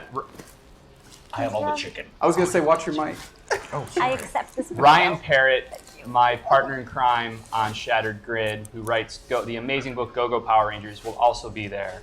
Yeah, Ryan! Awesome. All right. And you should definitely Yeah, come you to should, this you should go. panel. If you have a chance to be at WonderCon, there's lots of exciting reasons to do so. Can I But come? stick around. Yeah, you can definitely come. Stick around to the end of the episode. Start getting those tweets out. Let people know. Definitely show up for the end of the episode. If you couldn't wake up, stay awake. We have a really big announcement at the end of the episode tonight. We're going to keep these announcements coming for you guys. So outside of that, we're just a couple subs away from our first giveaway of this signed Rocky and some signed comic books. If we hit a second giveaway during the show, that's amazing because it all goes towards Hyper RPG, keeping doing this wonderful stuff, allows us to continue making this awesome content for you guys and supporting the show and allowing us to keep the lights on and all that wonderful Thank stuff. you So we for really, subscribing. really do appreciate it. And once you subscribe, guys, join our Discord, join the chat room, talk to people in the chat. We have an amazing community. They're the best. You may think the internet is trash, but it's really not. Not here. Not here. It's a lot of fun. And we have a really, really wonderful chat. So, should we get back into it? Yes. All right. So, we open the scene. Are you So good. It's really good. It is. we open the scene Thank you so much. inside the bunker. You all have gotten some food and some rest. But did it come from underneath Chloe's bed? No, this was all. These are all cooked animals from the sewers, made into burritos for you guys per her request. Per Chloe's request. Tastes like Well, we can't tell. I cooked him up. I'm in the kitchen. Like, oh man. Everyone got burritos, thanks to Chloe. Just with the meat you could find in the fridge. It's all good. Whatever. You guys are. Yeah. So you've all gathered around the briefing table as Fidget has laid out a diagram of the prison. So, And Hicks is finished with his Hicks position. I have to plug Matthew Groom for that fantastic descriptor. So this prison. It's there's a couple different ways. A couple different ways we can go. We could go in from underground, real sneaky, or with your help, blast right through the middle, right next to where the prisoners are being held, and we get them out quick. And it's a smash and grab, and we go. Wait, who are you again? Fidget, you spun me around in circles. Sorry, I don't think we've met properly. I'm Vesper. Called me Fidget Spinner. Are you friendly? I'm friendly. I'm just letting him know that he's Mission in the presence briefing. of Vesper the Great. Okay. Question about Looking out for you, Scorpina or Finster or any of these people that you brought up before. Yep. Are any of them at this prison? No. We wouldn't risk that. Wouldn't risk it. No. Oh, no. Finster's on West Coast. Okay, so it's just The intel we have says Finster's on West Coast. Scorpina's the only one here. Okay, and how But she's many? not here. She's She's not- not here. No. Okay. Whoa. We wouldn't risk that. And how many guards is around this prison? Do you know? Lots. Mastodon and Sabretooth. Okay. They're tough. Real tough. We'll need your help with that. We can take Mastodon in groups, kinda, but So there's a lot of them. Yeah, it's a prison. I'm hearing this scene too. Yeah. Vesper, you the great? What Yeah. makes you so great? Many things. My ability to speak in languages. A polyglot. What'd you call me? What'd you call my friend? What you call What? Excuse me? A person who appreciates many languages. Yeah. That one. She can do a unicorn thing too. Wait, what kind of unicorn thing? She just did it. I can make a unicorn horn. So I see you want to roll for that? Oh. What'd you get? One. So you sit here and go, and nothing happens, and everyone's just staring at you. She's a little tired, so. Anything to the best of us. besides invisible unicorn horns that you can do? I saved the universe just about 2 hours ago. But I mean, here we are again. You gotta save it again, so. The job never stops. All right. Okay. Is your friend special? She's very special. She's very special to all of us because she's a special member of our team, and she is great. Devin haters. Colonel Song. I think what she Okay. means is she doesn't seem to communicate like a normal person would. Okay, we should really get back on track, guys. So this plan, you want us to She's doing something with her hand in front of her forehead right now. Yeah, what's wrong with that? It's one of her languages. Yeah. Okay. Just because something's different doesn't mean it's weird. Yeah, that's right, son! You show him, Vesper. Just Jack. honest Jack, question before say we put something our nice lives about me. on the line in combat. She will be fine. You can count on her. You can Colonel count on Song. all of us. Yes. You're in charge here. What route into this objective do you think is best?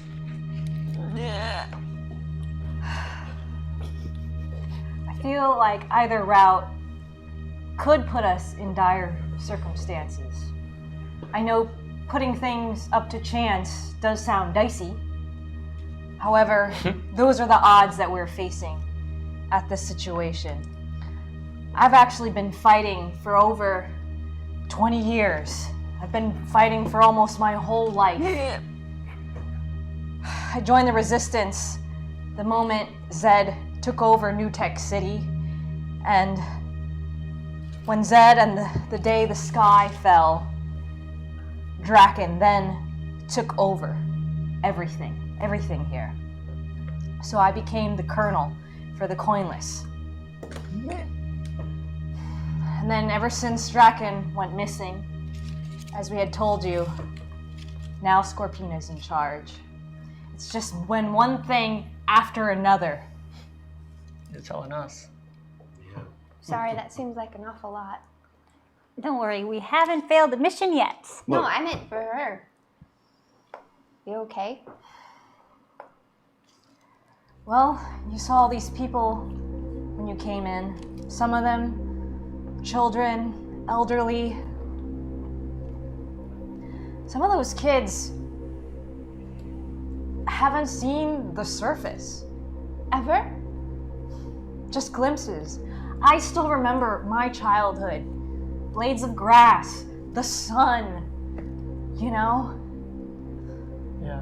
We're gonna fix this. We'll do what we can. We're gonna change this. Yeah. Colonel, have you ever heard the term false flag operation?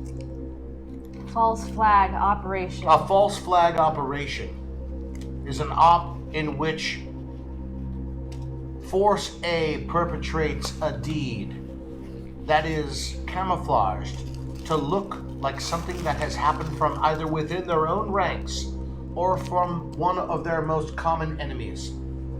And then the tertiary enemy uses that operation as an opportunity to make inroads in the battle.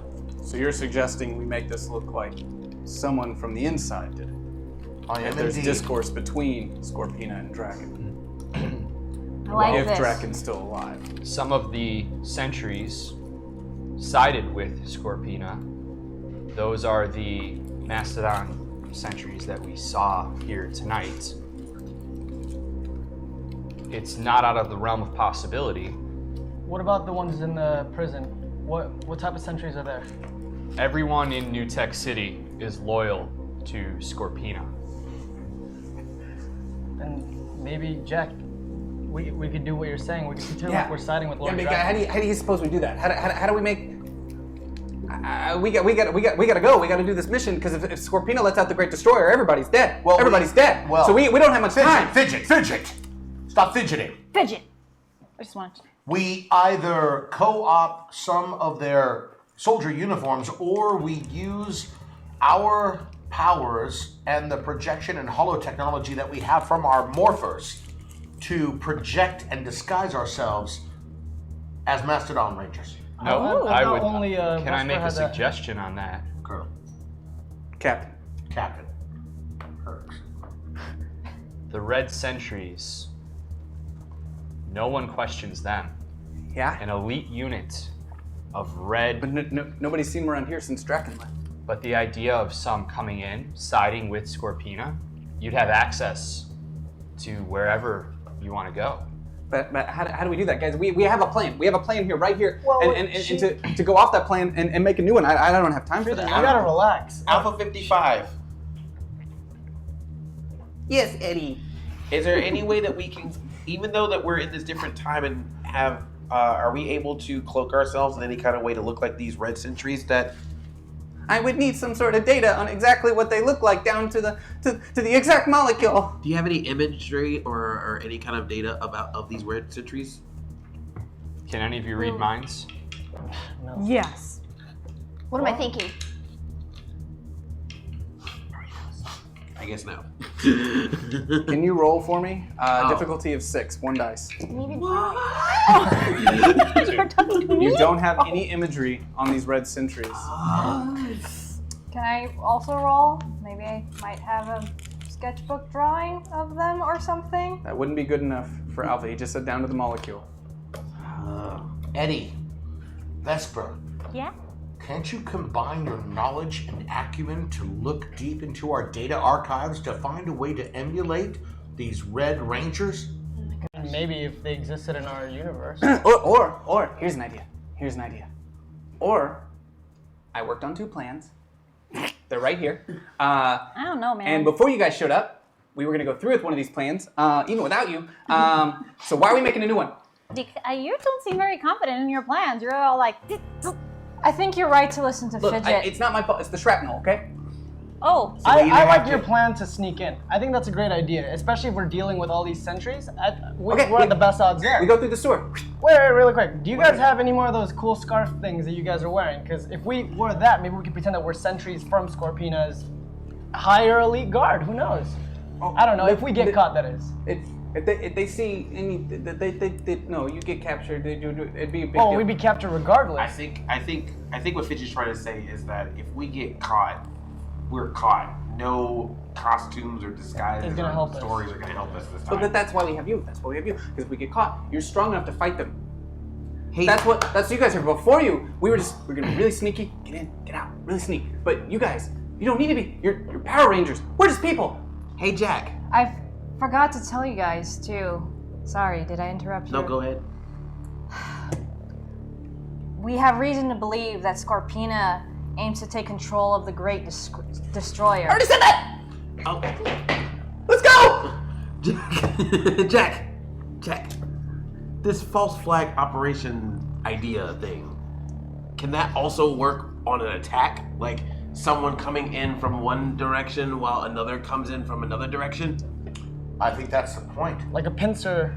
Right. So you said we can go underground or we can blast through. What if we do both? What if we do both? Someone blasts through to create a strong distraction up front that's very powerful, and then while they're distracted in that way, the rest of us can come from underground and save everyone else. I like that. You know that we're stronger together. There's an No, inherent but we risk are of going to splitting be our together. team. What I like about that is you guys make the blast because you can take the hits. We can't. We're just people. We go in, we sneak out our people, and we get them out because we can't take the hits. Right. So we can all go in together up front while you guys can sneak underneath and grab everyone. I So we like are it. together. I like that. I'm safe underground, just like that. Fidget agrees. Are you guys all comfortable with that? Should I lead them to show where the best strike point for the I don't know, false Captain. flag? Not my call. Not my call. You're the captain here. Hicks, I want you to come with me. Okay. Yeah. Just you don't want to be me? No? Okay. All right. I like Okay, that Colonel, plan. you I think and that's a great plan. Hicks take the top route. Please take at least Private Rice with you. All right, I can take Private Rice, but Kalushi, you maybe should accompany them? Fidget and I and the rest of the privates will make our way through the sewers. Okay. And we're gonna knock on that front door. Yeah, we are. Yes. So all we need to do is just make as big of a distraction as we could. We're used to that. I think we can make that happen. I think showing up in We are. the Yeah, we have outfit a pink that she's currently battleizer. wearing. We have a pink battleizer, Power Rangers. I do love And we got imagining you Vesper. cooking burritos in your battle lines. A little apron or some fan art, please. HyperForce Rangers, I think clearly Chloe and Vesper need to take the lead Oh yeah. with us in the back covering the flanks. I like it. Yep. The Jason David flanks. You mentioned it earlier. I just like that name. I thought it was a cool name. Ah, that is a good one, Daddy. You the he. Let's do it. I have a quick question. What did you say your name was? Jack D. Thomas. Jack D. Thomas. Clearly, your Pink Ranger has additional abilities. Some people are shiny, Colonel. And also, you wanted Vesper to accompany her. I do. It's She important. also have special abilities. Oh boy, she has some extremely special abilities. Can you elaborate? Well, since I made the plan, I want to know where she fits into the plan. Sometimes, Fidget, it's important to realize who's got the real power. What? Well, What are you trying to say right now? I'm trying to say that Battleizer with a maddening obscurist bot. Oh, thanks. Bot. You're welcome. He said bot. What? You mean like robot? What are they, Android? You an android? Mm-hmm. With like unicorn hologram? Is that what you were trying to do earlier? Yeah, That's what I she can make can my do. eyes turn red. Wait, what else can you do? Can you? I can infect an entire armada with a Vengix virus. Wait, slow down. Can you That talk? Can happened. you talk to machines? Yeah. So you can like hack into computers and stuff. Oh yeah, easy. Why don't you come with us? Is that go okay with with the you, colonel. Chloe? Yeah, I'm pretty Go hypey. with the colonel. Okay, I'll go with the colonel. Alright. No, you should really, honestly, Chloe, you have to go with her. What?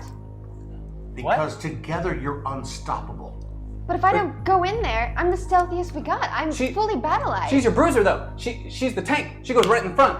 No, but actually, Jack might be right because they're going underground. They're trying to be sneaky. You're the sneaky. No. Colonel's with you. Yeah, Vesper, if you will, can you come with us? Yeah. Hicks and I.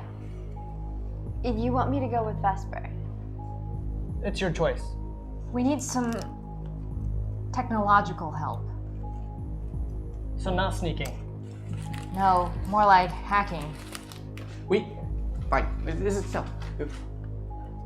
Two birds, one stone. They have computers there on the network. Draken's network. Scorpina. Maybe we can find out what Scorpina's planning. What she's gonna do. I believe there's records on the computer. Maybe we can find out more. If it's connected at all to the network, and she can get in it, maybe we know, and then we'll have a leg up. We'll be able to know what Scorpina's going to do next, and we can hit hard. Well, Chloe, you have the best synergy with her, and you are probably one of the strongest out of all of us. If anything, you'd be her best backup. If you don't want to, I can. I just think that maybe she would need some backup in case if some trouble comes her way as well. Do you think trouble is going to be coming our way? Yeah. Oh yeah. Yeah. You guys are all in the front. Yeah, we're underground. You're in the front. You're gonna have trouble. I grab Eddie. I volunteer Eddie for the job. Chloe can protect everyone else. Me and Eddie are Penny strong enough. We got this. Eddie, I mean, I could always use your battle lines on my side. Yeah, we always work together with tech. Yeah, you're gonna if you're coming in from the front, you're gonna need Chloe's battleizer for the front. Yeah. All right, Eddie, Vesper, come with Hicks and I. Underground. All right. No. You're above ground. You're going in from the front. We're going in underneath. Sneak. They make a hole. You get in. Go to the server room. Hack. So we are the ones that are going underground then. No, all of you are above ground. Colonel's going up. Only people going under are Major, myself, and the rest of the privates. We're gonna get them out while you guys make a distraction. All right. So we're all in the front. Okay. Yeah, but they gotta go to the server room separate. Okie dokie. You get in, blow the hole. Server room. Got it? All right. Yes. Got it. Let's do it. Great. Go. Let's go. And then Fidget just grabs his gear and runs out. I go like this and I follow it. He got hit by. There was an explosion. Oh, okay. The piece of Zord metal. He thinks that it gives him superpowers, like super smell and stuff. It definitely doesn't. You are. So just letting Hicks cocks his rifle, which had already been cocked, and says a quippy line. He just de-shells a perfectly fine piece of ammunition. Yeah. He does it twice more for effect. Both times Major catches them and. I was can you guys afford to waste? He winks and leaves. Who did he just wink at? I know. I look at Chloe. I'm like, what? Chloe. I can't help it. I'm all battleized. I get it. All right. Let's go. So you embark on your mission as Fidget and Major, though connected to radios to the Colonel. Great. Stay underground. So to clarify, all of us Rangers and Colonel and Captain Hicks are above ground. Correct. Going to the front. Right to the front. And Marv, Chloe, and Jack are going to be attacking while we will be checking out some tech stuff to get Scorpina's plans. Meanwhile, underground is Jalushi and Fidget and everyone, the rest of the privates who are doing another mission completely underground. Underground to come up underneath the prison secretly when you make a distraction to release break out prisoners. all the prisoners and hopefully extract them without being injured. That was just making sure. Great. Just That's wanted great. to make Ask sure questions. that everyone knew where we are. Yep. So how do we get there? Let's do it. So Fidget and the underground team have already left. They're connected to radios to the Colonel and the Captain. All right. As the Captain and the Colonel lead you through the city towards the encampment. It's in the center of the city. The bright lights that you saw when you first came in are that prison. Okay. It's lit up. It's still dark. You got in right when dark hit. It is now about 4 a.m, trying to hit when you hope that most of the sentry would be asleep and at minimal guard patrols. The closer you get towards the center of the city, the brighter the hue and just the light stretches out in all directions as most of the people inside have their lights off, and you continue hearing the sound of the speakers reminding people that curfew is currently in session. As you're walking along, you start noticing different things up on the buildings, like old, wheat kind of posters that have been plastered up with a Z on them that have now been ripped off or paint thrown on top of them. Some of them have been actually plastered back over with now these images of Draken, Lord Draken, that you now see in these pictures as you start looking around a little bit closer at this world. What does he look like, boss? This Lord Draken. He's completely kind of white, with a green highlight. Given that it's dark, you wouldn't be able to really see the colors, but you can see that it's definitely white underneath. The helmet is off though, and it looks like a scarred, older face of Dr. Oliver that you all know. Whoa. So weird. What kind of name is Draken anyway, Eddie?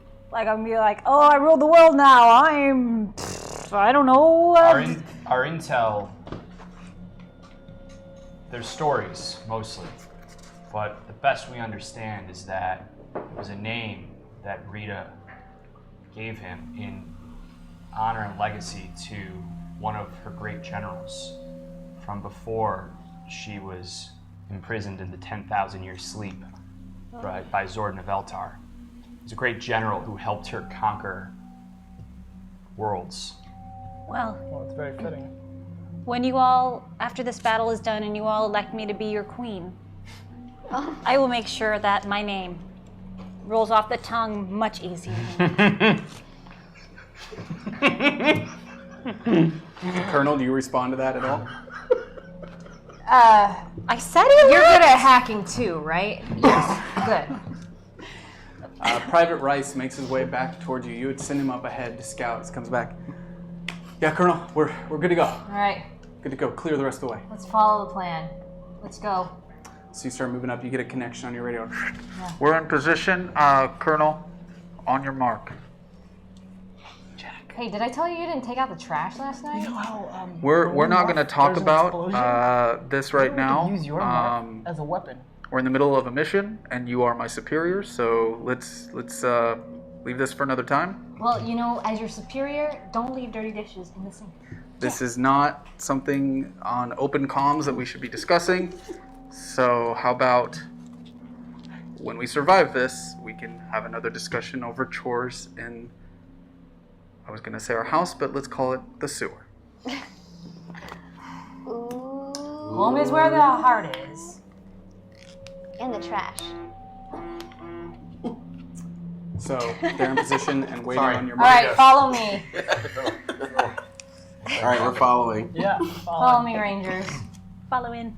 So you make your way towards this encampment. As you get close enough to see, it's kind of tall chicken wire with barbed wire laced around it. It looks like some sort of military encampment with mostly tents on the outside, but one building on the back end of it that is solid concrete, where you can just assume that that will be where the coinless are being held. There are many other prisoners in the tents, so that you can see through the chicken wire of people that are being held there, other individuals who've been perhaps captured out of curfew. There are towers spread out evenly all along the perimeter, at least 10 that you can see from this vantage point. There are people patrolling in front of the chicken wire and on the opposite side. You notice as you get closer that not only is there one fence, but there's about a 6-foot gap and then another fence that goes up, barbed wire. Is it possible for me to use my Oceanus blades to cut through the fence so that we can safely walk through it? If you want to do that without getting seen? Yeah. Okay, we'll have to get you there. And if you want to go ahead, rest in front of the rest of the group. You're currently, as a group, a little bit further back. And, you know, Colonel Sung, you're in command. What do you want them to do? Wait. So do I see him like start? Oh no, I haven't done it yet. Okay. I was asking. You could easily cut through. Yeah. Okay. Whether or not you get seen when you do it. I would like to kind of not approach head on, but kind of take the sneaky, smart, suspicious route from the side. Towards what? Towards the entrance, right? You mean where they're being held? Yes. The entrance is in the front. Mm-hmm. You're kind of making your way directly towards it for that front approach. All right. The concrete building that they're being held in is in the back side. Okay, so I would try to go around the front towards the back.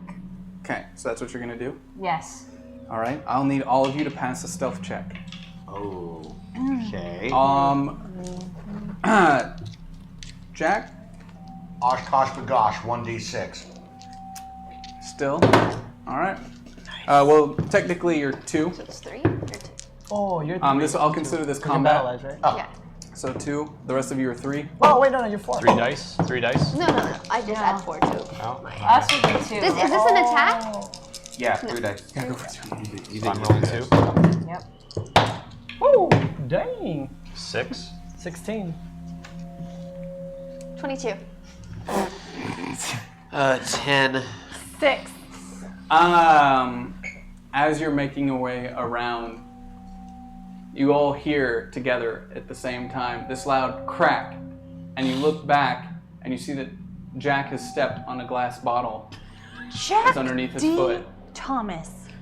In that moment, a light immediately swings up to see him standing there, and the rest of the lights hit all of you except you are not seen, given that ridiculous number that you just rolled. Ernie. Hey! Yeah, because it notified everyone that Don't shoot! as the lights come up and you're just firing up off to the side, the lights haven't hit you. I'm wondering. Can I take out my bow real quickly and shoot out the light? Hey! How many lights are there? There's 10 towers. Right now, 2 lights have moved on them that are within your vicinity. Okay. When Can I do shoot out the get 2 lights? You know what? Go for it. Let's go ahead and start it. Initiative phase has started. Chloe's first. All right. So, Turn when somebody tells you it's your turn. So when does Hicks get a turn? Okay. you'll know. So Lady Guinevere taught me how to do this. So I get out my bow and my arrow, and as soon as this happens, I fire an arrow towards the first light, and then another one towards the second light, hoping to shoot them out so that we can hide and 3 dice. Go for it. get under cover. 9. 17? Okay, great. And I would like to remind you all, and I will not remind you again, you're going to want to use all of those Yes. for the rest of this episode. You immediately draw up. The lights crash, and immediately a siren goes off in the entire encampment as you see bustling and moving in all directions. Now, at the top of this tower with the lights off, you can see who's up there, as in both towers there are 2 saber-toothed guards in each one. Those are yellow sentries, both in each tower. That are standing there, and they're pointing and communicating on their radios as you start seeing on the ground multiple mastodon coming directly towards your location from where the lights had just hit. Who do you throw it to? Marv. All right, Marv, you're Guys, up. Go. we need to move. We need to move. Yeah, we do. All right. I want to take my claws and I want to break the wired fence. Okay. And I want to do my my thing to just destroy the whole fence so they don't know which side we're coming in from. So the whole wall is just out. Well, technically, you're in eyesight right now. Ah, crap. They saw you. They spotted you. The lights are off, but they know in the general direction where you are and where they're coming towards you. If you want to go in through the fence, There Go aren't for it. any guards in our direct vicinity, right? not right in front of you, but they're running towards you in this moment. And the saber-tooth spotted you and are on their radios. Okay, I'm just gonna go ahead and make an entrance. That way we could at least get in as fast as we can. I want to drill through both fences. Go for it. All right, and I'm gonna super it. You got it. All right, come on, lucky dice. And that's 3, right? Yeah. Go for it. So you start seeing them moving closer to Oh the my mastodon. god, you're joking. You're probably okay. Yeah, that's You had 11? you used 2. You're fine. Okay, good. As you run out in the front after the 2 lights, and you see them up top and just spiral right through the fence, creating a large hole that's now an entryway for the rest of you to go through. As he's doing that, you hear on the comms Fidget coming through. Boss, how are things looking up there? We're in position. Not looking so good. I think we've been spotted. All of us? Have we all been spotted? Everyone was Chloe. spotted except for Except Chloe, Chloe. and she just took out the lights, but they know the general direction that all of you are in. Who do you throw it to? Song, lead the way. You and your team How get many in. people are headed towards? You saw Our at least direction. 4. I mean, you're in a prison encampment. The sirens are off. Just assume hundreds of soldiers Are All right. coming? are making their way that direction. There's We'll at hold them least off 4. as much as we can. There's Alright. at least 4 headed directly towards you. Yeah, hold them. Red Ranger, I trust you and your team to hold them off as long as possible. Vesper, Yes. we have to make our way to that server room. Okay. So I'm going to just kind of like rush towards that direction anyways with Vesper. Okay, so I need you're Eddie. running in Right, towards. but with like my weapon drawn. So you're running in towards, directly towards the encampment, towards the center. The server room is going to be in the same building and you would know this because you saw the blueprints, in the same building that the people are being held. Okay. I look at Eddie. You're going in, right? I don't even know what that means. What is it? That was a handshake, bro! Oh, yes! You're going in, right? I thought we were... Okay, so you two follow a song. No, I did Just not her. hear my name. Oh, no. Eddie, I need you. I mean, if Song's leading the way to that Okay. mission, Right. you guys can follow her. It's just not your turn yet, but you want to go ahead and follow?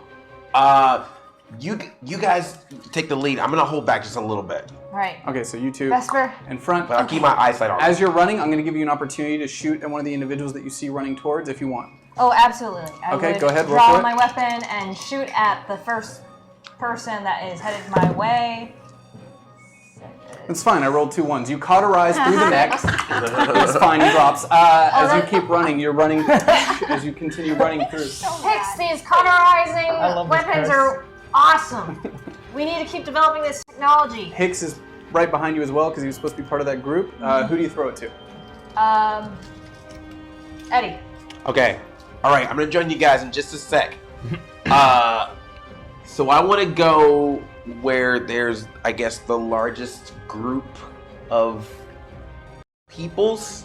Closest to you that you'd be able to reach in this moment. Do you mean people or sentries? Or sentries. Okay, it's going to be that tower. As they're moving your way, there's the 4 mastodons that are coming towards you with the 2 saber-tooth in that tower that's closest to you. Okay. There's a tower a little bit further away with 2 more saber-tooth in it.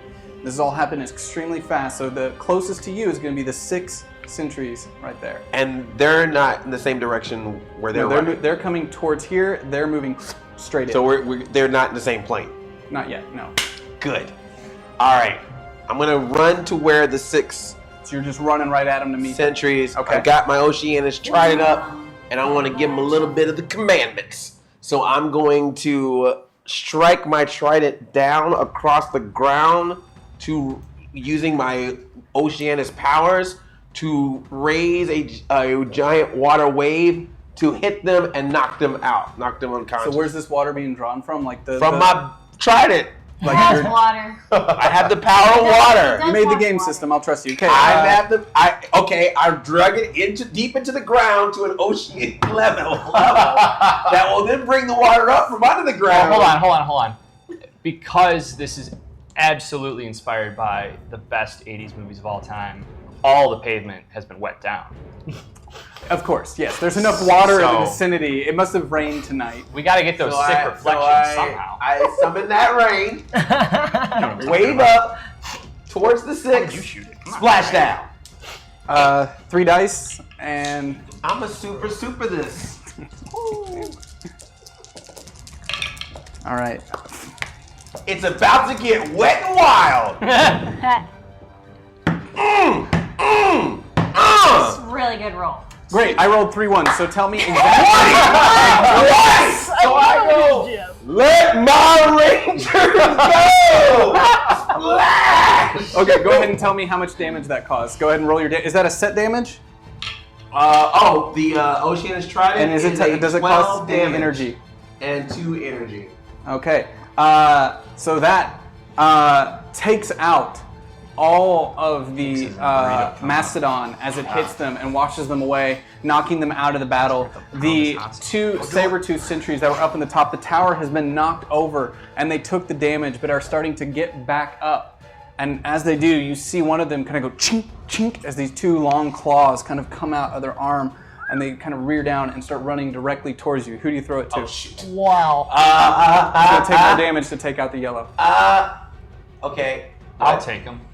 All right. Yeah. Okay. Now you, Higgs. This happened technically this thing behind you. Oh, okay. You've been running in. You've been running with Song, so you could turn and see if you want to, do one of those moves. Might have noticed the giant wave of tsunami. water. Sure. As you see the saber-tooth getting up and starting to charge towards Eddie, what do you do? Do it. I walk. How dark? What is it? You'd be able to see. I mean, you're running with Song, so I would say if you're wanting to make an attack on them, Yeah, it's yeah, going to be a little bit from a range, because you're moving with Song, and you turned at the sound of the water, and you're seeing the Sabretooth get back up. Right. 2 of them. So I walk straight up to the Sabretooth and tear his helmet off his head. Okay, there's 2 of them.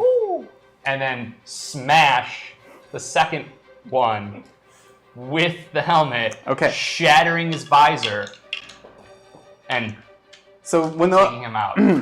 Now, I'm only asking this. I'm only asking this because you are the writer of Shattered Grid, and this is your world. Right.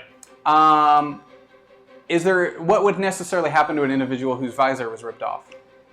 Anything, or is that just for flair? Is there head inside of it? No. Yeah, what do they look like down there? What are you implying with that move? I guess. Hicks is still in burrito coma, so he's not thinking as sharply right now. Okay, so he's just going to remove the helmet to hit the other one with it. And then that one. Okay, so he's going to remove. I'm rolling over my mic cable.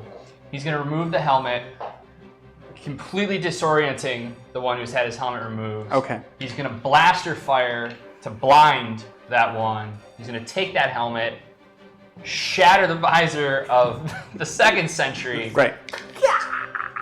And then finish them both with a blam blam. So and I'm going to super the heck out of this. Yeah! How many supers are you using? How many do I have? There's 9 available, so... I'm going to... How many do I get? You only get to roll 2 dice for your... Actually, nope, you only get to roll 1 die because you're not using your weapon to do this, so you're only using 1 die. And what do I have to roll past? Oh, it's against you, isn't it? Yeah. Oh. So how many super do you want to use? Just 1. No, 2. Yeah. Just 2. At least. So add 4 to your roll. 3. Add 4 to your roll of 1 die. Dice? Of 1 die? Yeah. Oh, 4 plus 6. Hey! You run up and you reach around, grabbing that off, kind of hitting your blaster right next to his face as you slam into the other one, and then apparently step back and cauterize both of them as they fall to the ground. Yes. And you kind of give a look to Eddie, who was about to be attacked by them. Whoa, what the helmet? And at this point, Song and Vesper are now further in as you came back to help Eddie. And Song and Vesper are still making their way in further. Who do you throw it to? Am I allowed to start heading in their direction? You can start heading, but there's going to be some distance between you all. Sure. I throw it to Song. She just went. Left, so you've got Vesper, Mastodon, Sabretooth, and Jack. Oh, but Mastodon and Sabretooth have to go before. Yeah, if you leave them last, they get to go twice. So wait, who are they? The Mastodon and Sabretooth are the other enemies around you. Oh, I so we gotta throw it to them. Okay, so I'll throw it to Vesper.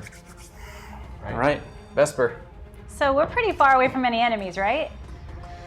Are we kind of safe? Hopefully making our way. They're all around you. There's now chaos erupting in all areas around you as some of the prisoners now see a hole on the other side of the fence and laser blasts are going off everywhere. You've definitely created a little bit of a distraction, but it's not so out of order that at this point that the sentry couldn't get the civilians back in order. But they do, like, you stick out like a sore thumb, the 2 of you, you in full ranger outfit running at full speed through this crowd of civilians towards the concrete building. I want to keep on.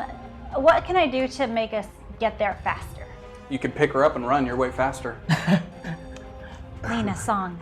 You are a ranger. I have a special power. It is called the power of my beautiful singing.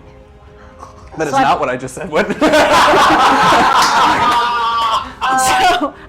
Right now? Really? Right now. I want you to get on my back. We're gonna run. So I do like the piggyback hop onto Vesper. All right, let's go.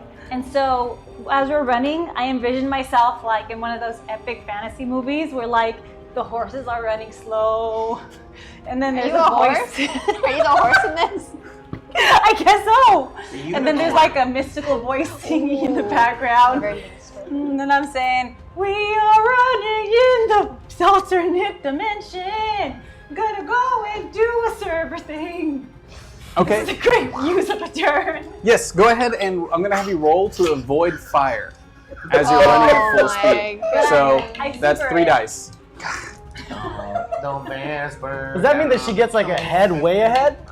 Yeah. Oh, she's gonna get way ahead. What if I get way ahead? I mean, like, what if I roll super high? We'll see. I ultra it too. Yes! You what? I super and ultra it. So you're rolling 4 dice. Yep. Oh, do you want to use it? Oh, 7, 8. I'll use your lucky die. I'm so sorry. 12, 13, 14. Can we teamwork it so while I'm on her piggyback, I also am firing my weapon? You know, since I'm on a noble steed. Yes. All you have to do then is roll higher than me as well. Okay. I'm gonna super roll. Do it. He's bluffing. He got ones. Yeah. I promise this is gonna get more difficult if I start rolling better. So it's 13. You appear at the base. That all happened in a flash as she picked you up, and you on the back are just shooting, and then within a matter of seconds, you're at the front door of this base. You've kind of run up to the side of the building, and there's a small kind of entry door on the top of the concrete encampment. Somebody please draw a picture of that. Can I ask Galushi a real quick question? Yeah, of course. You're on comms. Go for it. All right, Galushi. What's your Colonel, status? We're waiting on your word. Has the hole been opened downstairs? We're not gonna open a hole until the explosion goes off. We need a distraction in this. We need something to draw them away from the inside of the building. There's guards in here. Oh, down below? No, in the prison. You were supposed to create an explosion at the prison to get the guards out.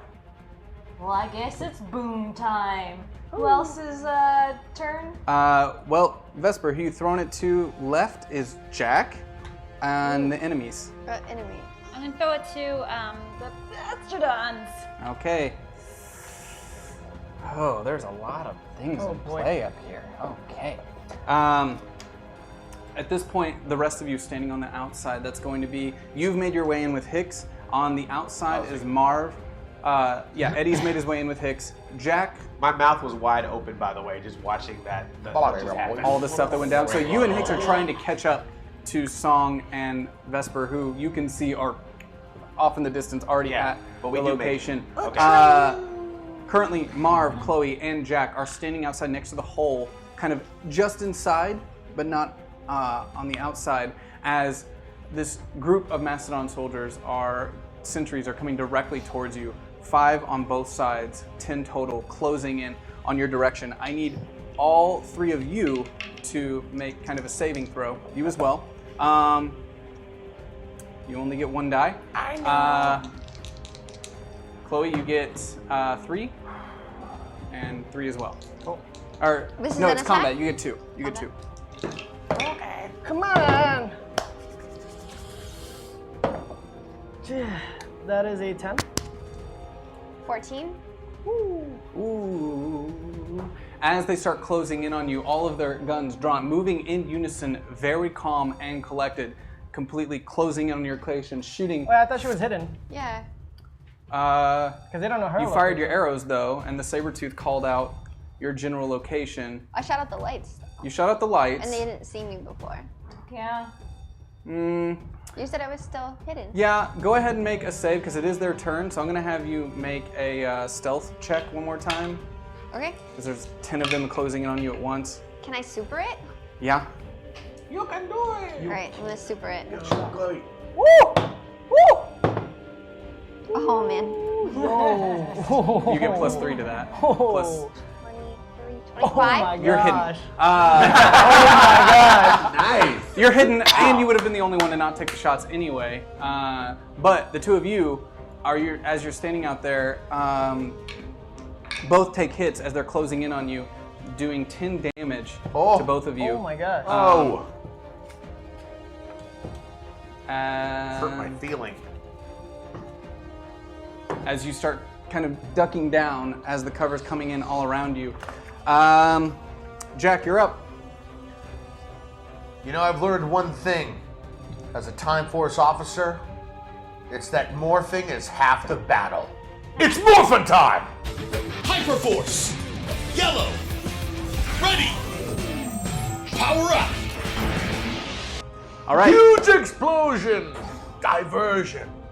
Thanks, Marvin. Great idea. All right, I'm going to allow you to take an action in this moment since you're in the heat of battle. If you want to take some sort of attack action as the 10 of them are closing on you, go ahead. Does it also Sure. count the I'm guards going to take an action. I'm going to Not take from inside. I'm going to take a dramatic step forward and make the epic call of the ram.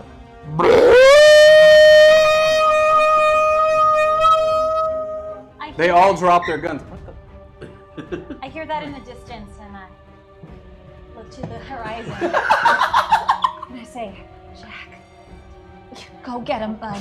I'm out of actions. That's all I can do. That's all you wanted to do? That's all I can do. I was just attempting to draw focus to give my teammates time to do some attacks. Okay, if you're wanting to draw focus with that action, I'll do that.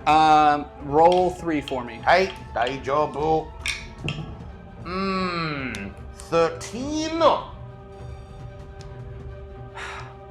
From your position up on the top here, these bay doors open on the side of the concrete embankment as soldiers start piling out from the inside.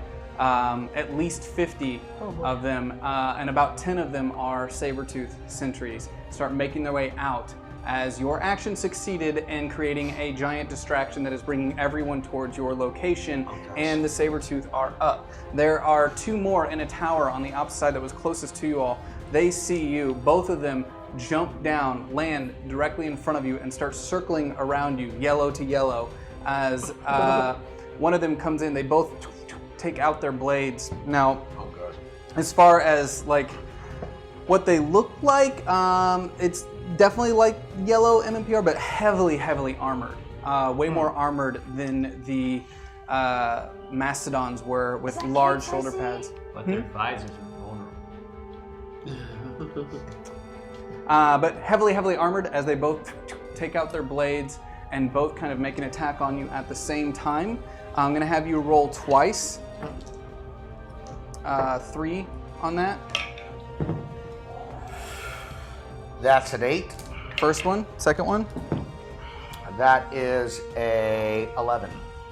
So as those they lunge at you, both of them hitting you, one from the top as it passes, and the other from the bottom, as you see you closest to him, see his body kind of as these sparks fly off of his suit both directions as he turns, and they kind of lunge past him, causing an additional 10 damage total. I am at 65% damage. Jack, are you okay? Chloe, you're up. Is Marv close to me? Yes. Yes? Yes, he's out. Both of them are fairly close to you, just out in front of you. Okay, so just so I can visualize this, prison would be like here, we're outside in front of the prison. You're outside, those 2 are in, but just barely. He cut a hole in the fence and has gone inside. If you remain hidden, you're just a little bit further back in the bushes. Oh, so there's a fence here. This is us. This is her?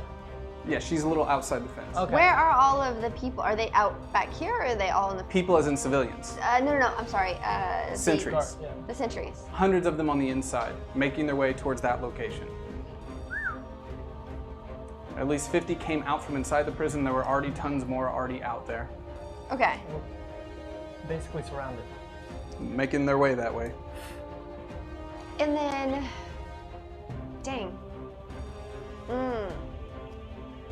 So, can I ask you a question? Yes. All right, if I were to create, just because I'm trying to figure out the space, a whirlwind to gather these guards, You'd hit civilians. I'd hit civilians. 100%. Okay. There's civilians everywhere in the open area out there with the tents and everything else. My goodness. So they're not even separated from the guards?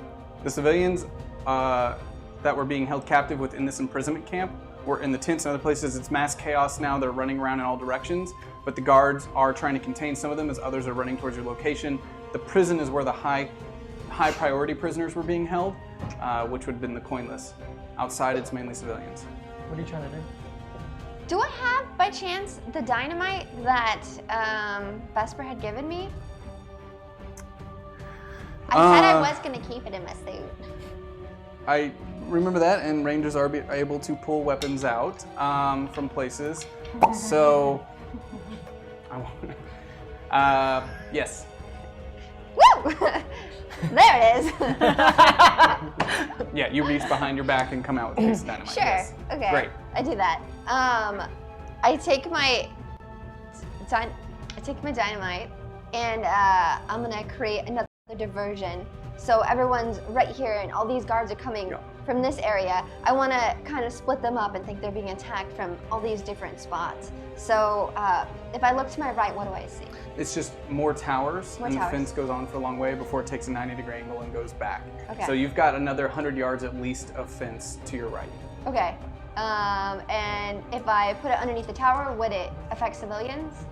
No, the civilians are further in than Okay. that because there were two, there was 6 feet between the first fence and then more on the inside, so you should be okay. Okay. I'm wanted gonna to take take that that dynamite. I'm gonna put it right under the tower that's to my right, Okay, and I'm gonna blow that up. go for it. Okay. Go for it. Yeah. Yeah, Chloe. Right. Ooh, Ooh, that's a good roll. 19.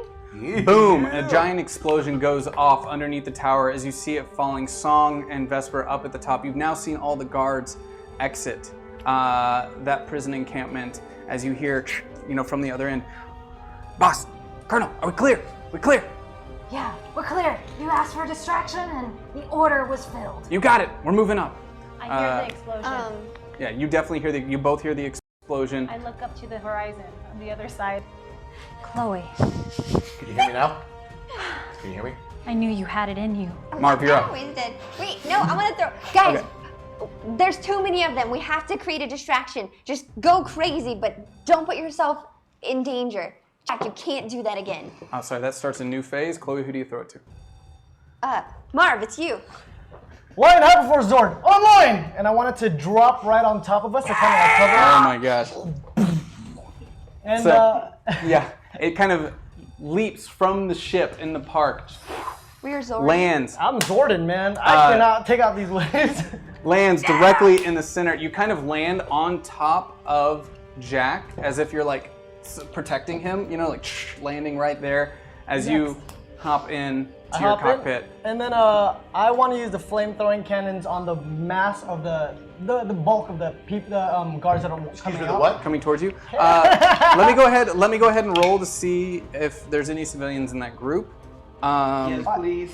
Yeah. I thought the You're on guards the were inside. coming towards us. They are coming Or towards you, but there's still civilians in there that's running why around in I chaos. They're running, crossing. Okay. They're running everywhere because that Yeah. camp was filled. Okay. So until you get them out, We they're have going to be draw them around. out, But create I a will distraction. roll to see if there's a group without them. All right. You have a large group moving towards you that is free of civilians if you want to roll to attack them. I want to flame-throwing cannons them. Great, that's 4 dice for you.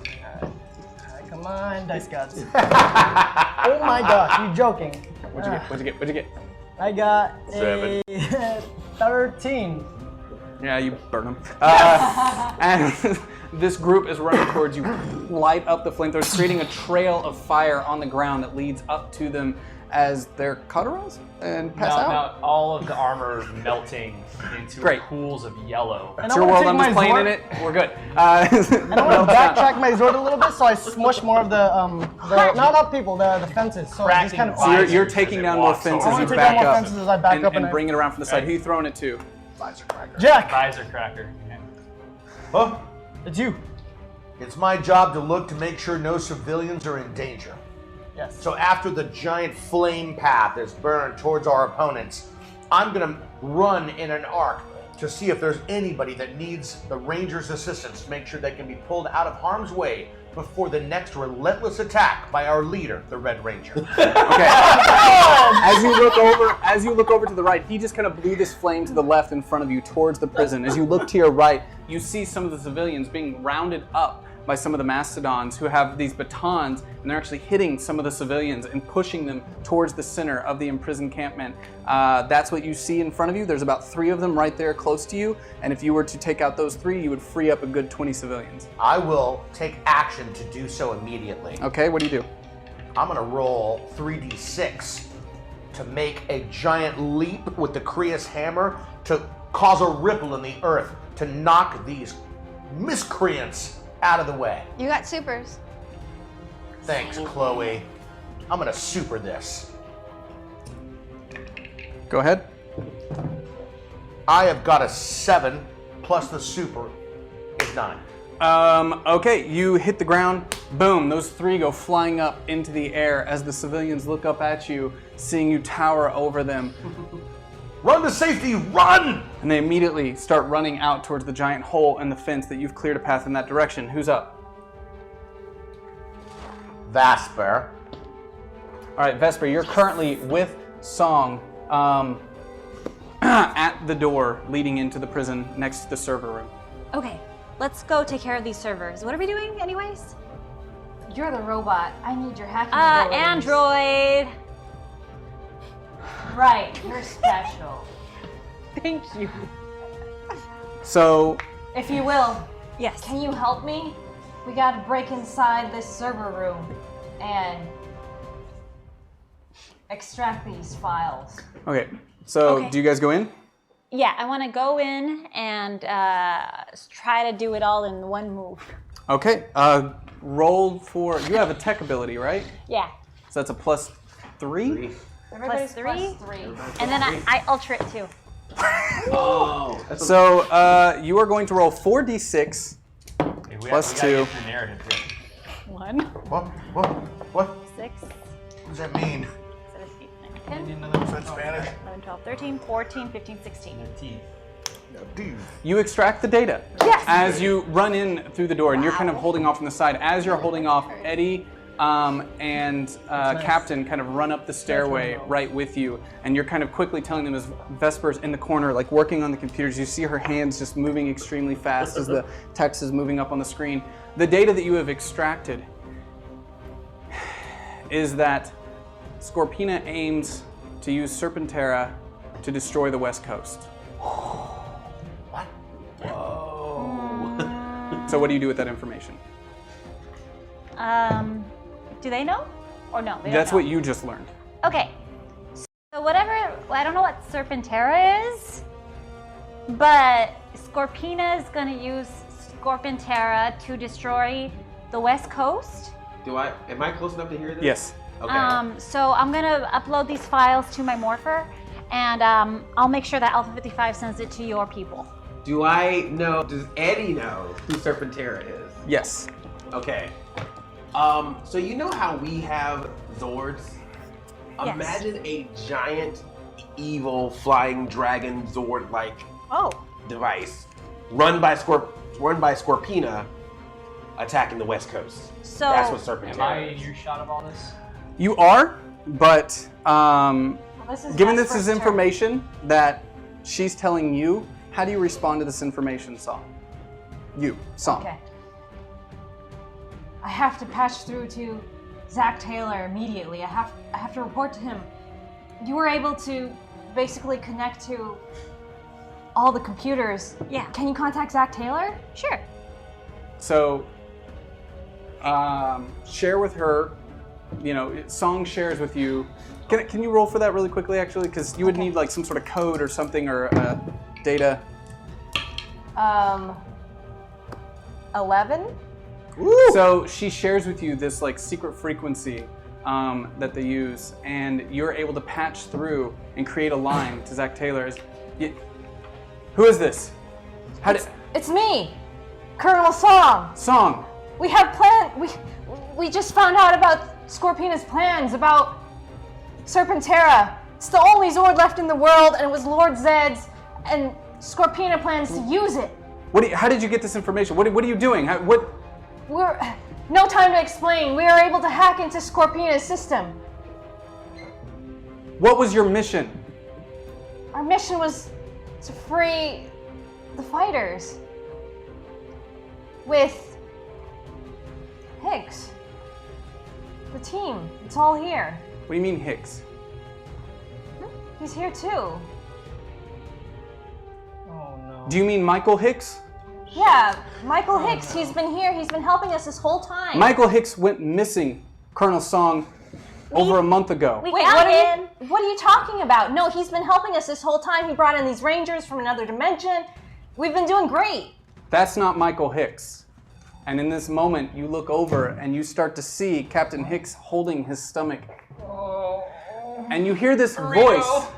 You hear this voice come out of his body. Strangely, this voice is not his own. It's almost as if it's transmitting out from something inside of his body. Great. Well, it appears that you've given me some very valuable information. I don't think I have use of this one anymore. Uh-oh. And in that moment, he starts to transform as his body starts to twitch and shift and move in all directions. The time has come to say goodbye. I'm sorry, Rangers, for the lie. You've fallen right into our trap. So be prepared for pumpkin rap. No, pumpkin rapper! As you see standing in front of you, this creature that is like got these weird arms that are blue and orange with this giant upside down pumpkin head as it's towering over you now inside this server room. And I'm going to say that interrupts the actions, and you get to make an attack on them given the surprise attack. Okay, so do I announce the kind of attack I'm going to make? What do you want to do? It's your turn.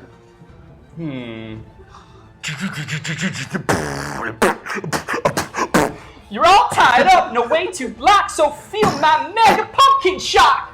Okay, go ahead and roll 4d6. I need Song Take to all roll. of the dice. 4 of them? Oh, That's going to be 2. Oh, I'm going to have you dice, roll got 2. Eddie, you're 3, 46. and Vesper, you're 3 To to defend against this attack. Mega. Colin, Mega. Oh! No. Witness! The villain got 5. Yeah. With 4d6. Yeah. You got 5 with 4d6. Yeah. I'm sorry. What did the rest of you roll? 11. 9. Do you want me to try again? 16. No, that was your turn. We don't want you to try again. The arms go out as these vines shoot out from this creature's arms as you all dodge out of the way and are able to. You're all too weak, your moves are lacking. I will destroy you for Lord Draken. Okay, yeah, that's enough. Eddie, you're up.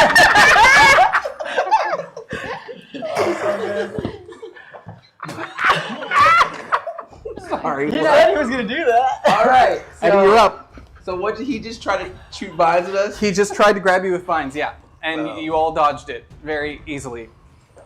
You winning, that's going to be in your head. Hasn't anyone told you that Vine is dead?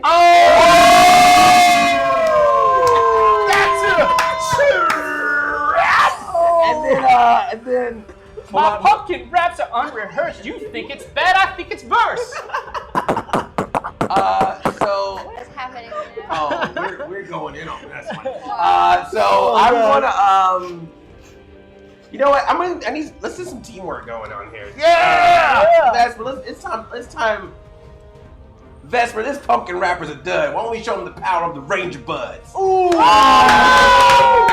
So I'm gonna pull out the Ranger Bud wrench, and Vesper and I are gonna hold it on both sides, and then we're gonna like clothesline the pumpkin wrap around his jack-o'-lantern head. Like we're gonna run across and just like wham, so that he like flips over and falls down. Okay. What do you use from the board to do that? Because he's going to get to roll 46 to defend. Oh well, you know what? This is a super mega ultra For you, Whoa. that's yours. Oh, for Super, yeah. Mega, Ultra, and Super Ultra. Super Only if you want. and Ultra. Go ahead and roll 4d6 for me, Pumpkin Wrapper. And not butcher this? No, it's Oh Oh my gosh. Oh, go on. You can tell. Okay. Okay. Yeah, it's not great. It's 11.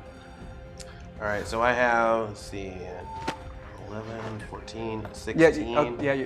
13. Yeah. Okay. So okay. what do you guys do?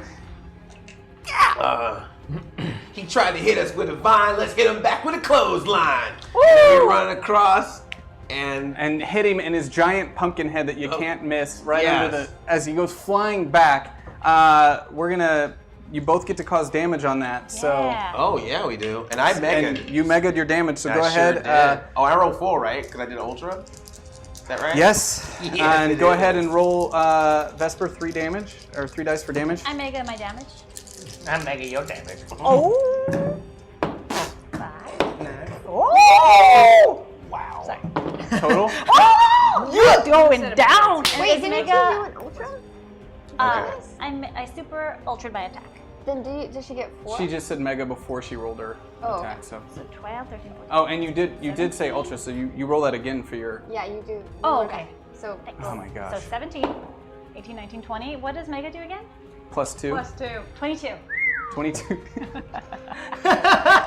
And 8. That's my 8. You take a mighty blow, but you still have 20 HP remaining as your. You mean to go? Yeah. Thank you. Sorry, Pumpkin Rapper, but you weren't ready for the power of Vesper and Eddie. Oh! Wow. Yeah. You get a notification from underneath. It's my turn now? Yes. Story-wise, Fidget on the comms. You hear as you've kind of dodged and you're seeing all this take place. We got him, Colonel. We're heading back to base. No, wait. There's a fight going on above ground. We need to get out of here to safety. If we're gonna take the fight to Scorpina, we need everyone. This is a tough decision I have to be put in. As long as we can handle this, we can take this guy down. We need those sentries. All right. Those- You're absolutely correct, Fidget. I'll rejoin with you as you leave. We're heading out now. Okay. We're gone. All right. Vesper, Eddie, you guys are special. You got this? We won't do you wrong. And as I'm Officer leaving, Song. as I'm leaving, can I like take a shot at the pumpkin wrapper? Backwards, retreating through the doors. That's a break in this action line. So I'm gonna make you make 2 successful rolls for that. One to break the action line. Okay. Oh. Because it's not my turn? No. Okay. I 'Cause never it's- got a turn. Yeah, I was gonna pass it to I her. never got a turn in this room. I was totally gonna pass it to her, just like You right are now. correct. Eddie? Yeah, I would like to pass it to Song, please. Great. Great. So now she can do the things that she needs. What do you do, son? You heard what he said. They wanted to sever his head. Now I'm gonna put him down to bed. So you shoot your firearm as you're exiting the room at Pumpkin Wrapper, who's still stumbling from the original hit. Go ahead and roll for that attack against his 4. You roll 2d6 against his 4. I'm gonna super mega ultra it. Ooh, get it. Yeah. So 3 dice Dice. plus 2 to the attack. 4d6. 10, 13, 16. As you're running backwards from the server room, you kind of get to the edge of the railing and you kind of hoist yourself over, and as you're kind of jumping down to the level below, you shoot at him as you're falling, as they hit the wall, hitting as you land and make your exit. 15. He had a 16? Yeah, so, yeah. All of these attacks have made me bored. You'll all be beaten by a gourd. I lose 1 HP.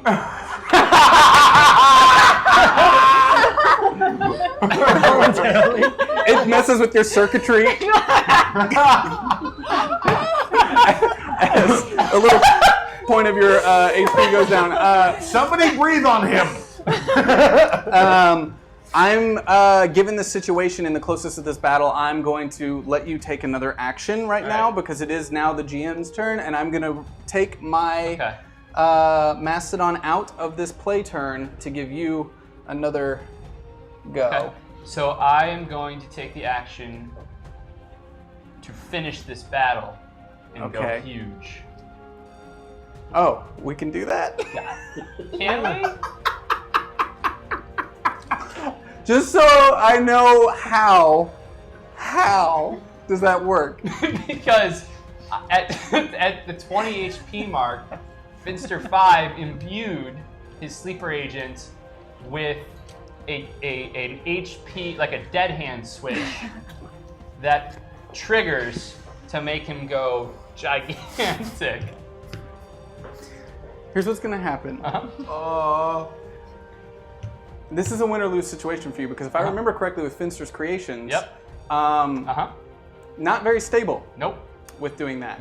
I'm gonna make you roll to succeed this. If you fail it, you're gonna explode. Okay. That'd be a darn shame. That'll suck. You're gonna roll your 4 against my 4. We don't want that. I Okay. like this. Ready? Yeah. Zach, giving you my energy. Super Zach. Tell me when, baby. You I ready? only got 13. 13? Out of 4. Oh. You want to add them up for me? I don't have to, you won. I'm big, I'm huge, I'm so annoyed, it's time for you to be destroyed! As his body starts growing up and like hits the top of this prison encampment and actually like explodes out in all directions, shooting up into the sky. You guys out in your general direction, you see this giant pumpkin Upside down up, head. Upside down head. rising up out of the prison. That was your action. You are now large. And in charge.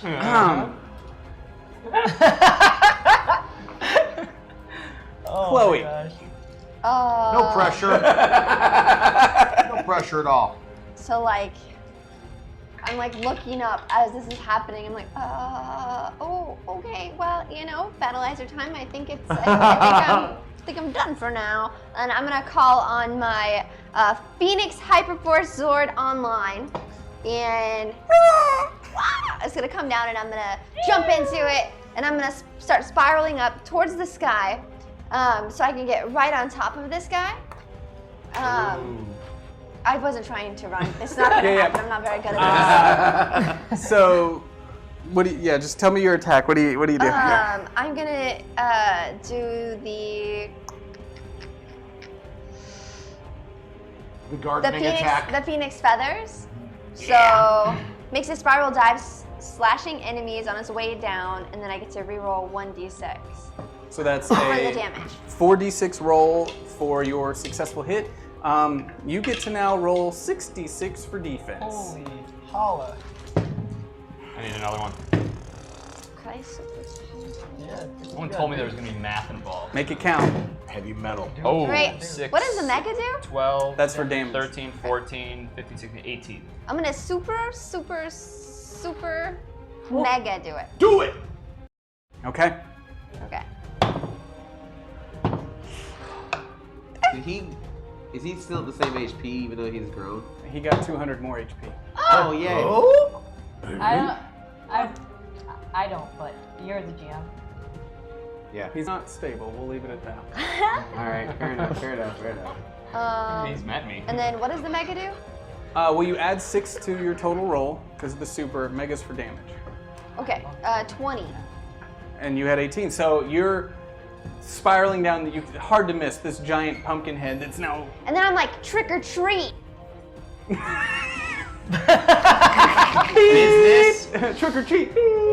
But it's like, Vesper was like, Vesper, stop. I'm trying to say something. Just go. Okay, roll for your damage. That's 4d6 plus 2, and you get to re-roll whatever die is the lowest. Do you need a calculator? Ask Vesper.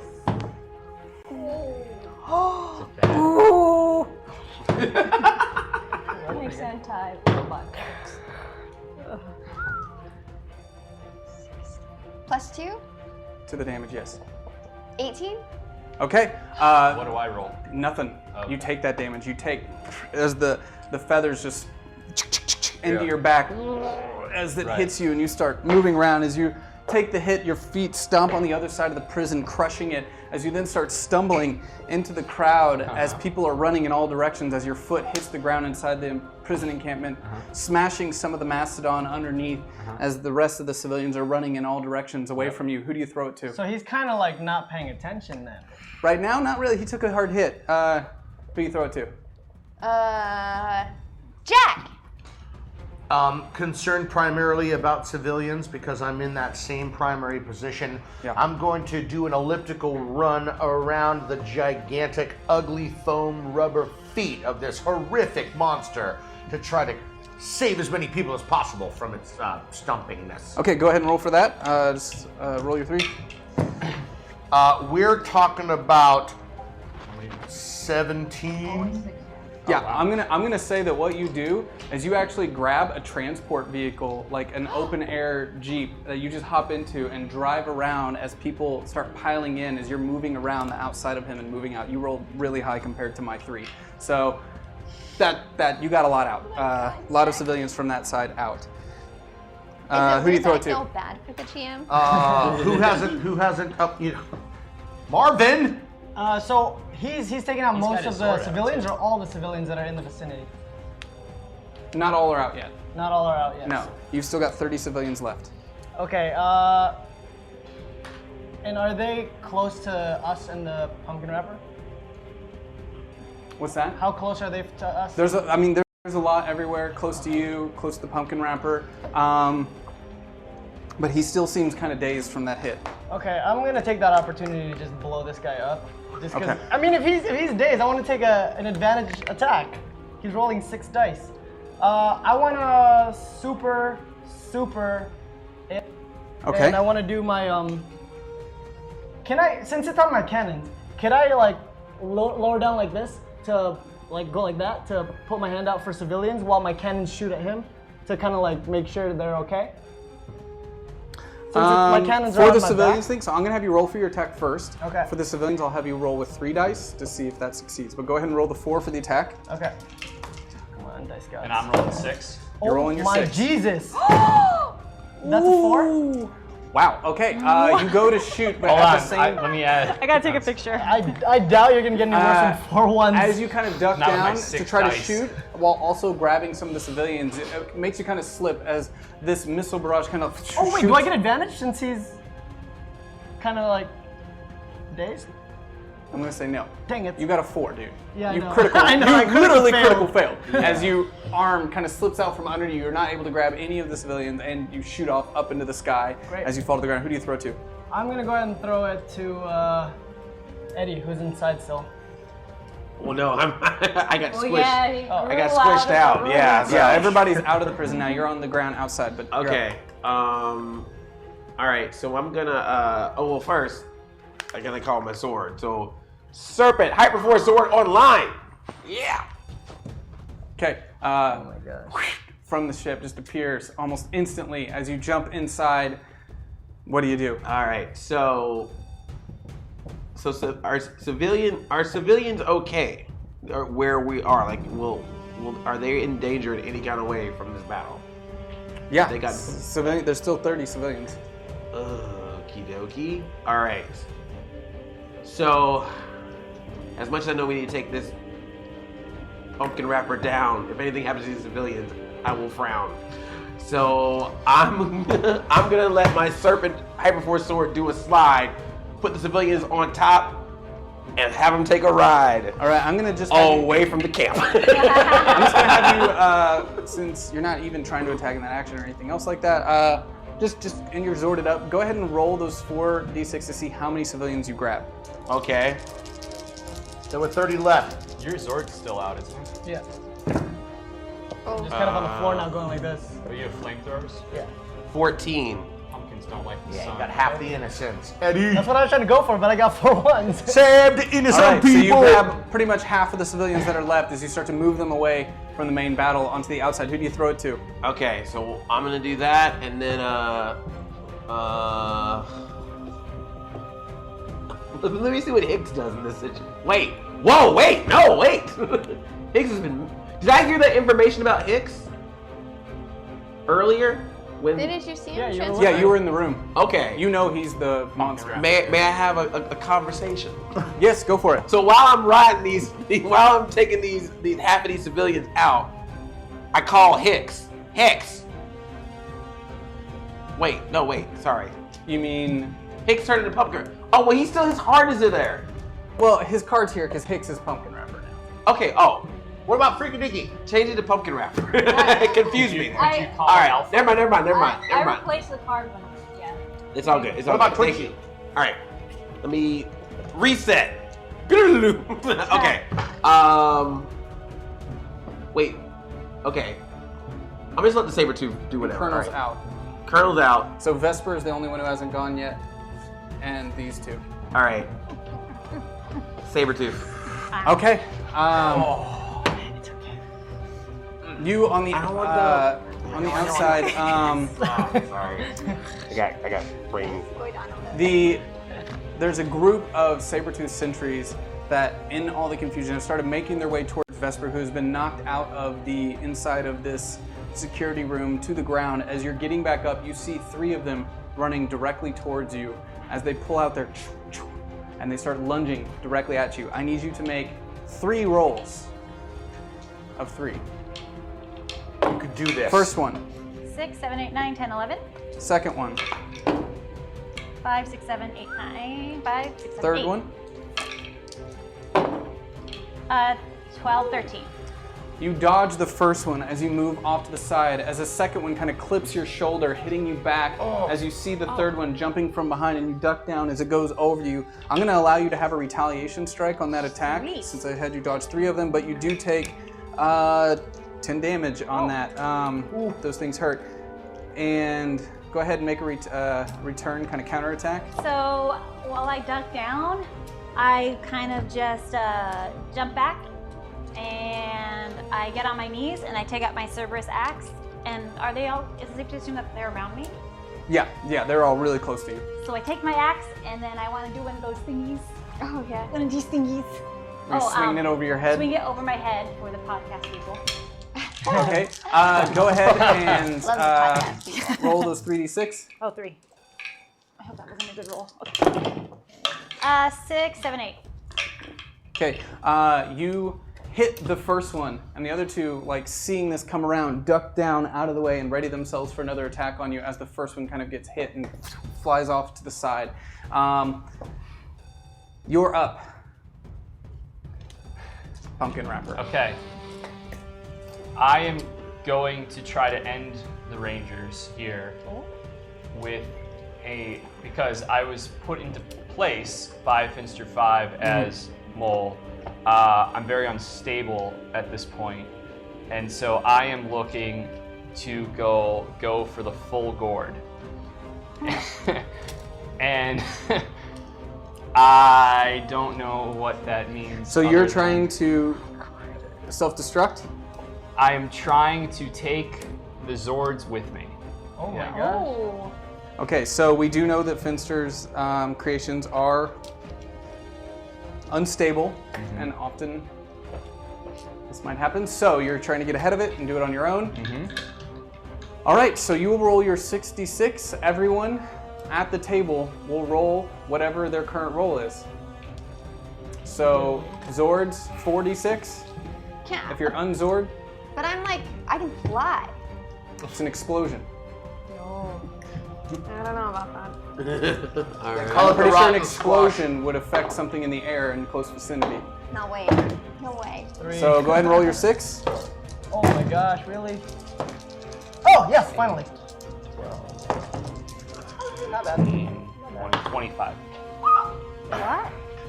Is that right? Did I have that right? Go ahead. 10. 15. You got this, Corey. You got this. Yes. 15. Don't you roll 4? 12. I did 5. And you're already out of the battle, Jack. 11. Can you roll those 6 again? And roll them twice and give me the total. It's a lot of math here. Yeah. 12, 17, 21, 25. Okay. And one more time. Yep. Oh no, I got a bad feeling about this. 8, 9, 10, 15, 19. 25 and 19. Somebody's gonna So 46. Okay. You, in your last effort, do you want to make any sort of on the way out? Anything? I do. Drop the mic. That's it. I'm done. I'm blowing up. And in that moment, a giant explosion. Now you know, right? A giant explosion ripples through the area. Oh gosh. Can I try to cover whatever is left over? I'm gonna say no, because you all lost the roll. You all take the hit, and the 16 remaining civilians take the hit, and they are extinguished. And all of the mastodons in the area are extinguished. All of the saber-tooth are extinguished. Jack, your truck has been flipped over numerous times. As you stand up, as the dust starts to clear, you see around you bodies of people. And you took a lot of damage.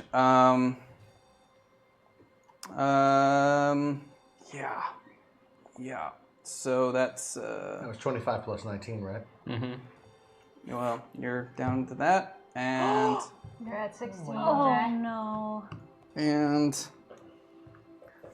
16 hit points. Whoa, whoa, whoa, whoa.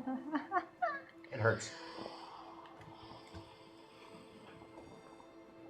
And Vesper took a pretty bad hit too. I would say that hit you hard enough that it knocked you out of your morph, and you're back to street. You're still up, but definitely injured. The rest of your Zords all took that hit as well, but they're still standing. But the civilians on the back of your Zord are no longer there, as they were exposed to open air. What? The Zord took the damage. Inside.